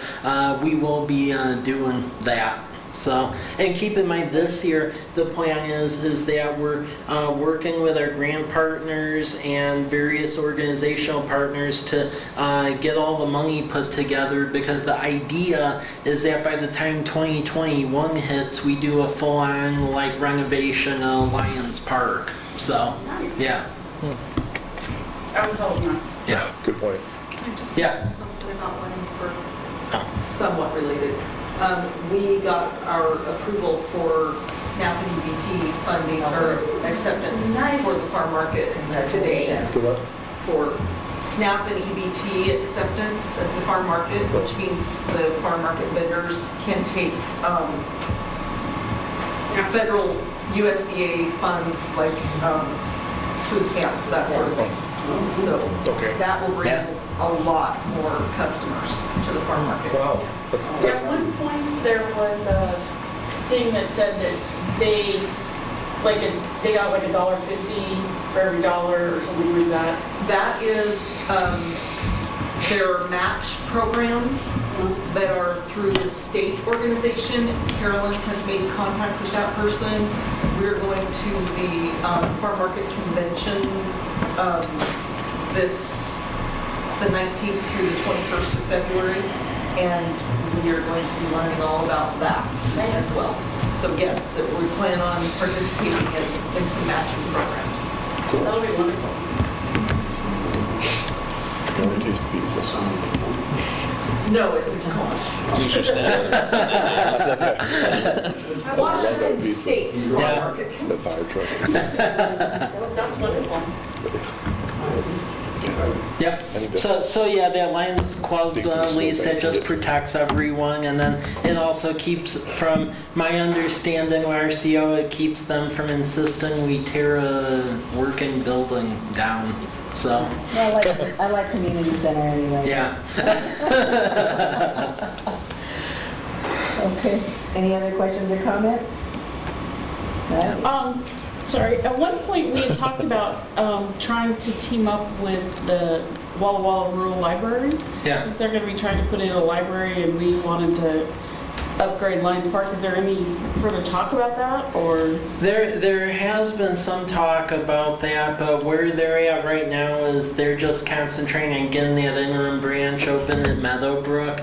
And then the big issue is that from the Rural Library Board meetings that I've attended, there really is a pervasive feeling that given the fact that the libraries aren't really appropriately sized in the schools, because I know when Tim Payne was there, he shared that with me, that really the rural library needs to, the permanent one needs to be adjacent to the high school campus over there. Yeah, that. So it really seems like they're concentrating on doing that just because of the mismatch. So. And we voted for that. Yeah, it will. So, yeah. For better or for worse. Yeah. Probably closer than that building. Huh? Definitely. Yeah. Well, that piece of property in the library. No, they're talking about the piece of property that used to be the SWAT building. Yeah. Yeah. We should have done. All right. Well, thank you, Mike, on that. And now we got some learning to do. Yeah. Just mandated learning. It's always good to have a refresher. A snowy night. Yeah. I will try to just go through this. If you have any questions, let me know. Norman, I thought it'd be a good idea to go over this because there is training materials that the statewide city managers group puts together just about various aspects of city governments. So I included stuff that is essentially appropriate for the size of our city. I will briefly go over it, so we aren't going through a ton of time, but if you have questions, let me know. Otherwise, please read it at your own leisure. This first slide just has to do essentially with city-court relations. And it just essentially says that they are independent and you can't really use the courts to be requiring a generation of a certain level of revenue. It's supposed to be a court. And then fines and forfeits, they're collected by the court, and then cities can set local fines. We do have that general fine provision in our municipal code, and keep in mind that our municipal court operations are actually done over at Walla Walla County District Court. City of Walla Walla is the same way. They contracted to them years ago, and they keep a lot of the fines in recognition that they are having to pay for all the staff and operations and upkeep of running that. The only difference between their court and like a lot of other counties I've researched is that a lot of the other counties actually tend to also offer like the defense thing with it, but ours does not. So, and then, Can I say something? Yeah. I know you guys don't necessarily want to get out, you want to get out of here, but just to let you know, my experience in prosecuting the civil nuisance cases and then ultimately some criminal ones is I get a lot of push from the attorneys if there's an attorney hired to not specify that, okay, they cleaned it up and that's all we really want. And so most of the attorneys know now that no, we have a fine there for a reason and it's recoupment of our costs to go out and enforce and do all that. And the judge that I'm normally in front of is really supportive. He doesn't write those off because a lot of times they claim that they don't have the finances to clean up their property. So, And I always tell the attorney, well, you can just discount your fee and There you go. So, where, do all of our fees go back, fines go back into that? Yeah, Okay, yeah. so none of it like goes to our general fund or anything? The only way that it does is like, for instance, the nuisance cases and ones like that for general ones that goes in there, but like some of the issues we've had as of late, those will be going in the general fund, having to do with some of the nuisance ones, so. And there's a specific recovery for Yep. DUI responses, Yep. and we've been getting those Yep. in. Yeah. so. I'm kind of uncomfortable with it going into the general fund, Yeah. because I don't want it to seem like that we're running Yeah. the city off of fines. I'm really comfortable with it going to something that like helps enforce or prevent these things. So we might just want to think about that and see how much it is. I mean, Yeah. if it's like a tiny amount, it's probably not worth worrying about. Okay, well, we can look into that. So open public meetings, this is the statute having to do with that. Lisa, as you all know, is the resident expert on that one, so I'm not going to overly expound on it, but it applies to all meetings, even our advisory boards and commissions, they all have to go along with that as well. And it's public notice, minutes, access to the public, and then training for everyone involved. Even with our youth advisory commission, the youth members still have to go to the same training, so no one's exempt from that. Next. So executive session, they're limited by topics, so acquisition and sale of the property when knowledge of the topic could cause an issue, performance of a public employee, but not just any personnel matter, litigation, labor negotiations, things of that sort. So the discussions and materials, they need to be confidential, and they have to be confined to the said topic at hand. Accidental meetings, so that's like when a conversation can become a meeting, and Lisa's very good at Lisa's very good at sending out reminders about that. I will say, relative to other states, we have very stringent rules here on like everything, which coming from Illinois and Oregon was definitely a challenge. So email exchanges, if it involves a quorum, where there's responses going back and forth, any meeting where a quorum of the council is present and business is being discussed, even participation in social media, if a quorum is like bangering back and forth like on a topic, series of phone conversations of the quorum, so daisy chain, when in doubt, publicize the meeting and then listen to what Lisa and Ree advise on said topic, and then give a ring at MRSC, that's Municipal Research Services Center, and it's free, and they advise on a whole sundry list of topics. Okay. On that one, I think that's probably the one previous to that, what you have there, back to that. So how many council members can have breakfast at one time? Three is the maximum. Three's the maximum. Yep. And the topics count in that. And the topics you discuss at that breakfast, you can't talk with another member. Yeah, then don't go talk. Yeah. Right, right. I would just prefer even if there's 3, just don't talk city business. Unless we're in a subcommittee meeting. Unless you're a subcommittee meeting. Yeah. Or a workshop. Yep. Exactly.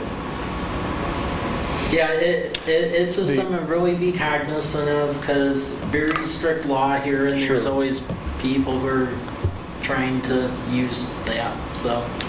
So sometimes discussions can happen after a council meeting regarding a subject that was discussed, and it could be 2 council members, or it could have to be 3. They're having a conversation afterwards. Your thoughts on that? Want me to chime in?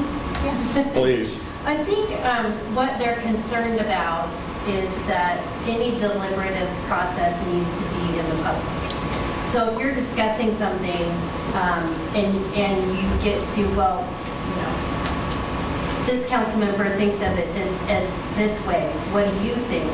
And you look, it appears like you're trying to get a consensus. Even if it's Well, if you're having it 2 or 3, that's one thing, but then if you're having a conversation over here with Byron and you say, oh, Mike said this and that type of thing, then you're all of a sudden you're kind of polling the crowd to see who's going to vote which way, which you're technically not, but they're really trying to get that deliberative process into the public. Right, yeah. So. And it's the appearance, not The the fact. appearance. Exactly. Right, yeah. Yeah. Although it kind of can be the fact, because what if you have an output for your thoughts outside of the meeting, you're a lot less likely to say them in the meeting. Yeah. And if you have concerns or something about something we're voting, it needs to be said in the meeting. Sure. Yep. And I think a lot of us are not always familiar with that part of boards, and it's kind of hard to get adjusted. Well, no, and I think it is a fine line sometimes between deliberative and informational. And I think if you have a concern on something, then I'd say feel free to go to Mike or Norma and say this is something that's a concern and this is how it should be addressed, I think. What do you think? And then seek advice from them. Yeah. Yep, I'm here, I'm on my bike, so everyone else stops me, so. There's a difference too with our regular meetings as opposed to special meeting. So like a special meeting, we have to notice it 24 hours in advance, and we have to tell the public what we'll be discussing. Yeah. Like our regular agendas, we could add something on the fly, whatever, no big deal. But a special meeting, that's the only subject that can be discussed. And it's typically because of the lead time. Yeah. Because the public People don't have a chance Yeah. to attend if Yeah. we're Yeah. talking. And they don't want us to hide something like, well, we got this special meeting, but let's tack on this other thing that's really Yeah. controversial that everyone's against, right? So, and the problem with any of that is you can be completely, I guess, completely legitimate in what you're saying and not have any ill intent, but it can invalidate an action taken. Sure. And that's the big problem with it, is it can affect things that are really important down the road. Yep, okay. Thank you. Okay, so public record, that's any writing or recording, including text messages, voicemails, and blog posts. So be aware of that. It relates to conduct of government or that is created, underused, or retained by said government and its employees, and all records are presumed to be subject to the said disclosure with narrow exceptions. Again, Lisa is our lead on that.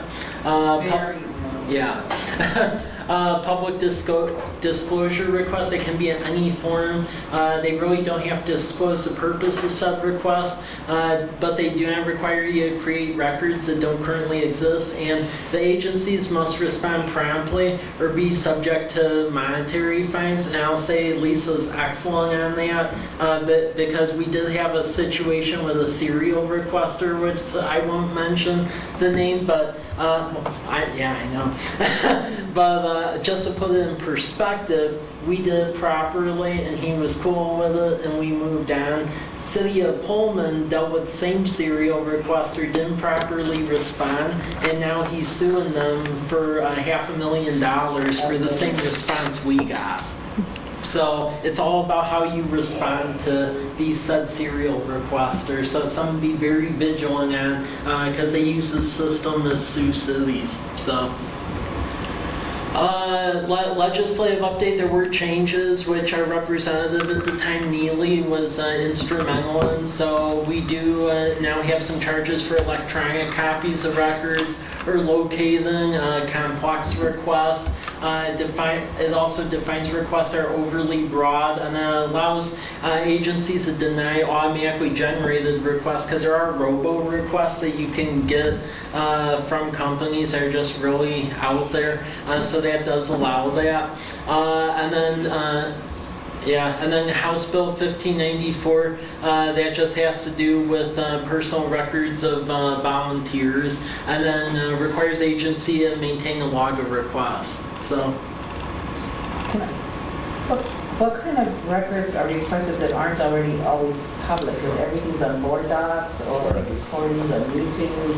Oh, the majority of our record requests are police records. Reports. Yeah. Or like we get, we've got a huge one right now that is for infrastructure records of a development that was built. And so, you know, just various things. Yep. Whatever somebody decides they want to know. Yep. I got a request when I was working in Columbia County for any and all emails that I received or sent that used curse words. Interesting. Did they define? Did they define curse words? They didn't. Okay. And so our response, or my response was, I searched for these common curse words. And there was one email that I sent, I think, to a defense attorney that, had shit or something. And it was like, I forgot to do this, or, And so I responded and said, here's what I've searched for. If you want me to search for anything else, then I can curse. And I don't apparently curse very much in my emails, so. I think they have to prove damages. When I'm doing research on women in engineering, I've done public records requests with Board of Licensing to find out, who's got licenses and who doesn't. One thing I do want you to be aware of, as you're in these council meetings, something that is being discussed through the clerk world that's happening in some instances is being on a personal device while you're in the council meeting, regardless of what you're doing, even if you're talking with your family, whatever, because you're doing it during an open public meeting for the city, you're doing the city business, it's a public record and they can ask for it and you have to give it. Wow. So just be aware of that. So all the clerks are spreading the word that we need to make sure our council members are aware that it's discouraged to be on a personal device, or even if you've got the tablets, doing internet searching on anything other than the subject matter related to the topic of discussion. I was sending you. They can have my phone. They can have my phone and play with it. That's what I said. Have at it. I just, It'll be quite boring. Fair enough. I just want you to be aware These are my cat that videos. that's possible. Yeah. Forewarned is forewarned. Next, please. I don't know, they might want to see more. Okay, More cat videos. You're the cute cat. So public record pitfalls and tips. Again, really don't put in an email unless you're ready to disclose it. So keep that in mind. Do not delete it just because you don't want to disclose it. Keep in mind, luckily with our email systems and the city email, we maintain backups of everything, so we're good there, but still. Understand, abide by retention rules, and then this is a big job of Lisa's and everyone that we're all working on, but don't keep records beyond their retention period, because even if it's past retention period, if we still have them and someone requests them, then you still have to give it over and it turns into a whole big thing. So that's why it's key, once you get past retention period, get rid of them. So keep that in mind.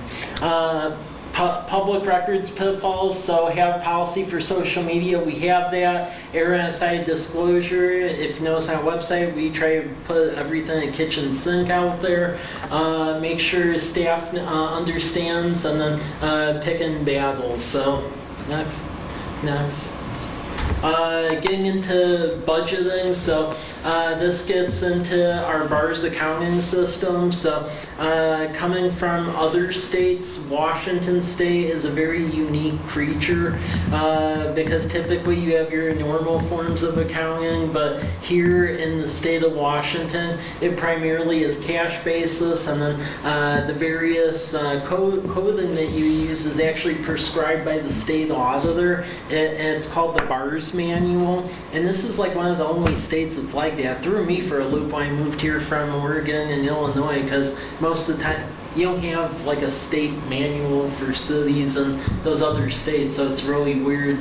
So local government revenue sources, and talking about purchase and auditor, which is a bit of a change in this state because, again, in other states, when you have an auditor, you hire a private firm to do your auditing, and here it's a state agency, so that's a unique one.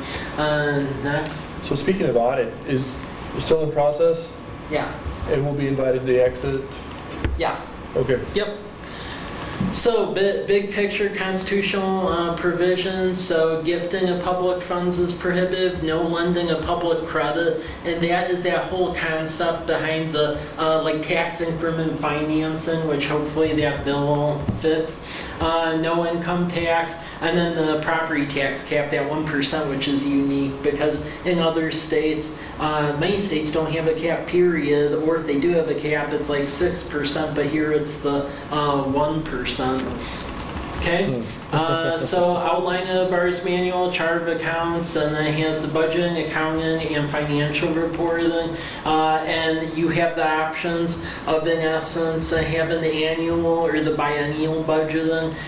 There's benefits and drawbacks both. We'll be discussing that again as we get later on into the year, reevaluating that. Budgeting state law requirements, it varies by the type of city you are. Luckily, we have more options because we're a non-charter code city governed by 35A, so that basically means that we're home rule. So anything that isn't like explicitly forbidden in the state constitution, you pretty much have the latitude to do. So like in Colfax, that was called a second-class city. So over there in a second-class city, unless it explicitly says you can do it, you can't. So you have to ask permission from the state for like everything, and it's a nightmare. So that's just little quirks there.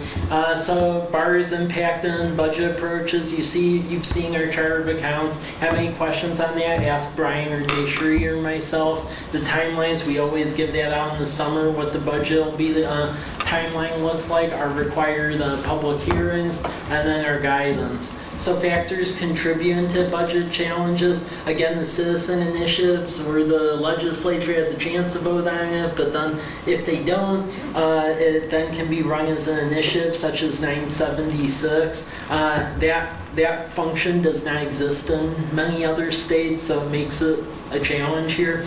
The property tax limitation with the 1%, and then the income tax, because in Oregon, for instance, during the recession, that's a lot more stable. Sales tax, there's so many market factors going into it, it's very volatile, which makes predicting it a challenge. Also growth in labor and benefit costs, and then binding arbitration. And that's unique in this state because, so for instance, a lot of times in other states you can bargain with your work groups and essentially you can't be forced into mediation. State of Washington is different. So the police and fire agencies, they have what's called binding arbitration. So if they don't like what a city is offering at any time, they can say we're done and we're going to binding arbitration. And then essentially a mediator is assigned and they can basically set what your comps are and essentially what the offer is, and you have to live with it. So with police and fire, it's very much where at any time if they just don't like it, they can essentially draw the line and then you have to go that route. So keep that in mind. Saving for a rainy day. There is RCW with the outlines what the contingency fund is for and then what your maximum accumulation is. And then just saying that if you have policy behind it and you say what it's to be used for, that in essence, that has to be voted on if you are going to dip into rainy day. So next. Municipal revenue sources in this state is fairly limited compared to others. So you have your property, you have your sales tax, you have your building permits, business licenses, intergovernmental payments, fees for service, again like plan review and so forth, fines and forfeitures, and miscellaneous. An example of that is like if someone wanted a special GIS map made or something, that's a miscellaneous fee. So that's an example of that. Types of the taxes, this just gives you a list of everything. We don't have all of them, but this just shows you what's out there. So we have our sales tax, we have our property tax. This doesn't exist in, not many cities on the east side do this. The business and occupation tax, that's mainly like Renton, Bellevue type thing, and that's an additional tax on like the operations of a business. That's mainly I-5 corridor and then Yakima. Utility tax, and that's just a tax on I'm essentially offering said utility. Lodging tax, which we do have, and that helps with tourism. Don't have these. There is a tax like on gambling, like if there was like a casino or something operating. Also admissions tax. And that's like for cities that have like a lot of varied like fairs or things like that exists. We don't have an admissions tax here. And then real estate excise tax, and that helps with capital. The REIT 1, which we have, that covers our chip seal program. And then REIT 2 is essentially the money we've been socking away to actually renovate Lions Park next year. So that's been helping from a park perspective. Sales tax, that's the governing authority there. It covers clothing, household goods, automobiles, and eating out. But then the destination of the sale determines who gets the revenue. Luckily, that doesn't impact us much, but other cities like Kent, for instance, where they have all these warehouses built, because they used to actually get money for having the warehouses and originating goods out of there, but they've changed that. So cities where they've overbuilt their infrastructure for warehousing like Kent, they have a major problem. So luckily we don't face that much. Sales tax, items not taxed are prescription drugs, some public expenditures, home sales, and then general groceries. This is examples just as where does the tax money go. I just illustrate this because when you talk with folks that aren't really know much about governmental services, they tend to think that the city gets everything, but it's not in a vacuum. The state gets quite a bit of the money, so does the county, so does everyone. We actually get a very limited portion. Oh, next, Lisa. Okay, issues, basically the state mandates, economic development conditions, local land use, economic development efforts, and then legislation. This recent one improves the game for us. So House Bill 1406, that actually is a mechanism where we get some affordable housing monies. It's a credit off of state sales tax, so that will help us.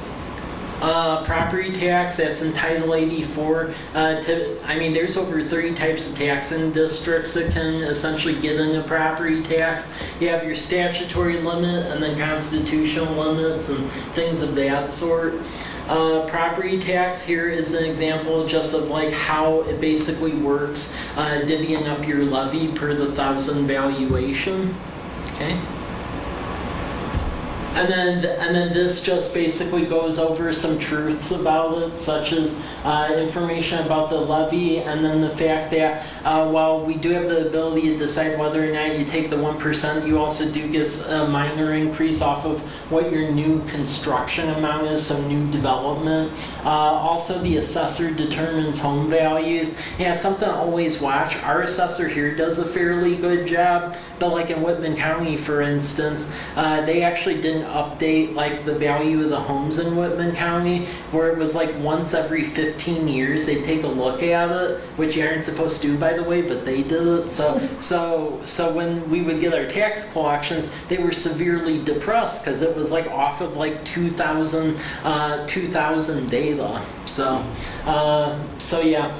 And then the rate, it just shows that it's multiplied. So this just gives you some base information from property tax. And then here's some general myths that a lot of people may or may not say, such as, well, taxes are going up every year. That could be because your value of the housing is changing, or there was another levy put on it. It all varies. So that just gives you an example of what some of the myths are. Okay? And then factors affecting it, it varies. It can go from council to the county assessor's issue, which I mentioned, new construction, and then also decisions of other jurisdictions. And as you can see, a lot of people and agencies partake in the property tax pie, so it's not just us. Okay? And as you can see, and here's the issue that we're always going to deal with as the years progress, is that with city government operations, especially going into like with the police and fire with the binding arbitration and so forth, your cost is going up more than the 1%, but yet with that property tax and new construction, you're frozen out of that 1%. So as you can see, basically in this little graph here, and this is like from the I-5 corridor, but really the graphical representation holds true in about every city in the state, where you essentially have your revenues where they go up a little bit, but they aren't like that great. But then you look at your expense, and it's basically going up, and the curve keeps going further and further out. So there is talk in Olympia about addressing that property tax cap, or maybe it's related more so to inflation, growth, other things. They are finally having that discussion. But while that isn't an immediate concern, I would say that is a midterm concern. That space there is an issue and will continue to be. Okay? Business and occupation tax, we don't really have to go over that, just knowing that it exists. And that is a mechanism where it's basically taxing the operations of a business, but it's fairly regressive and it really hurts economic development. So it's good to stay with just your plain business license. That's the way to go. Utility taxes, that's the tax just on providing essentially said services. Next. Lodging, hotel, motel tax.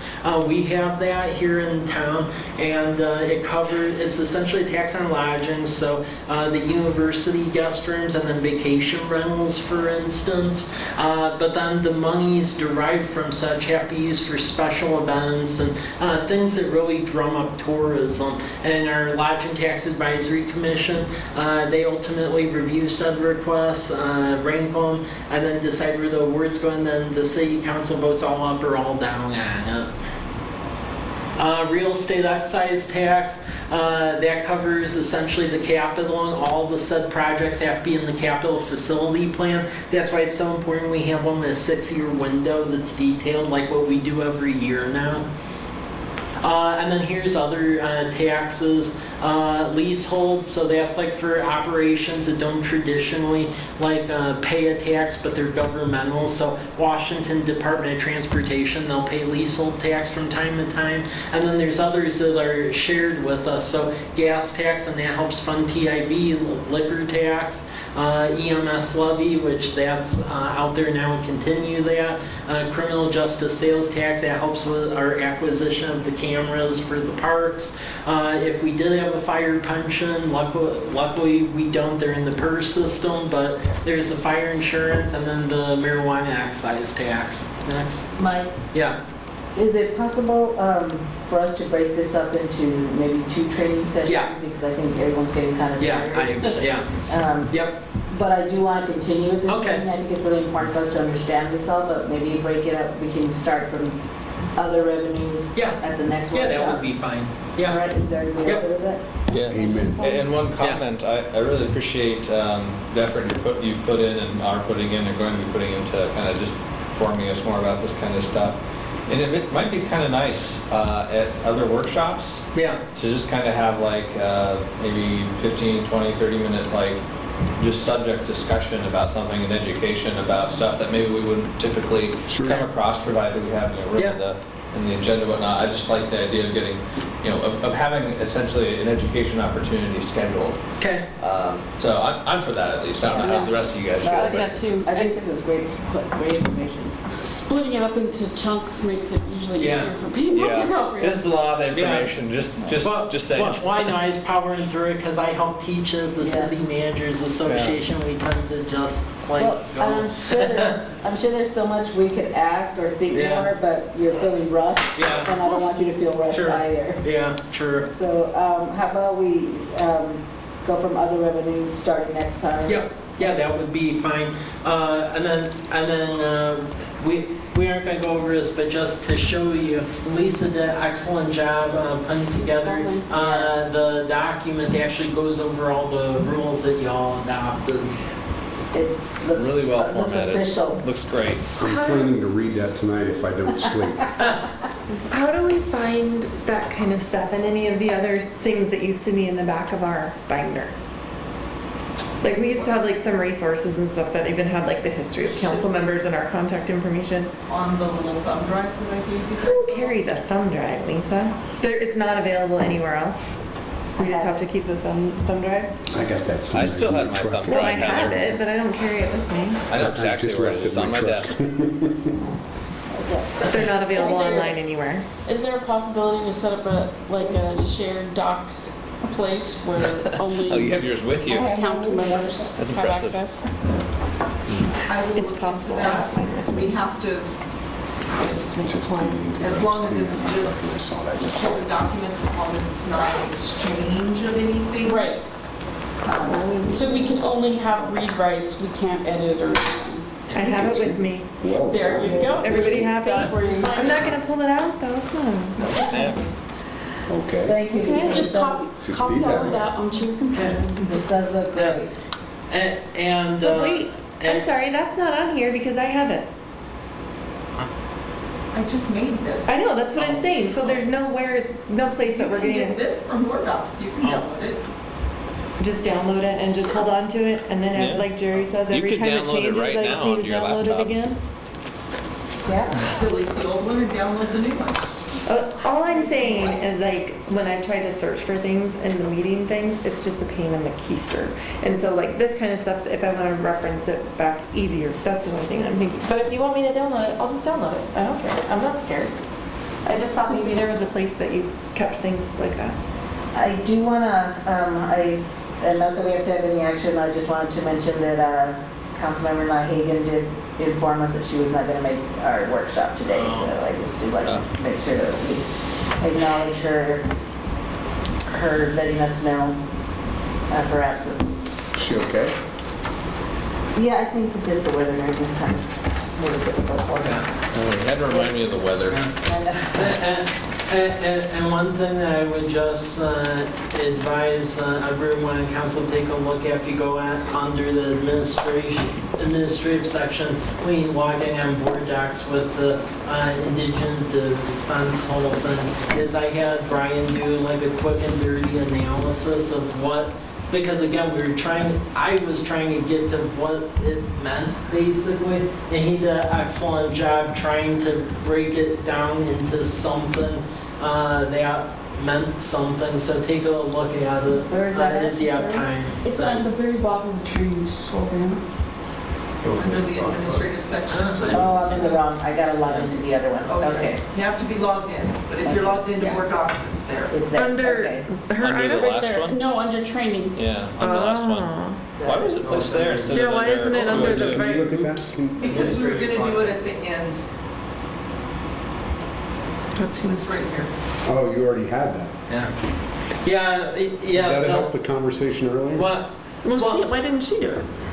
well, She the, doesn't have this This information. I put was this together. prepared by Brian. this was prepared quickly by Brian because I just wanted you all to just see essentially some data looking at from another perspective. And I wanted to give Rachel a clear chance to explain her perspective on everything. But this was just something that Brian developed quickly this afternoon because we were trying to figure out a way.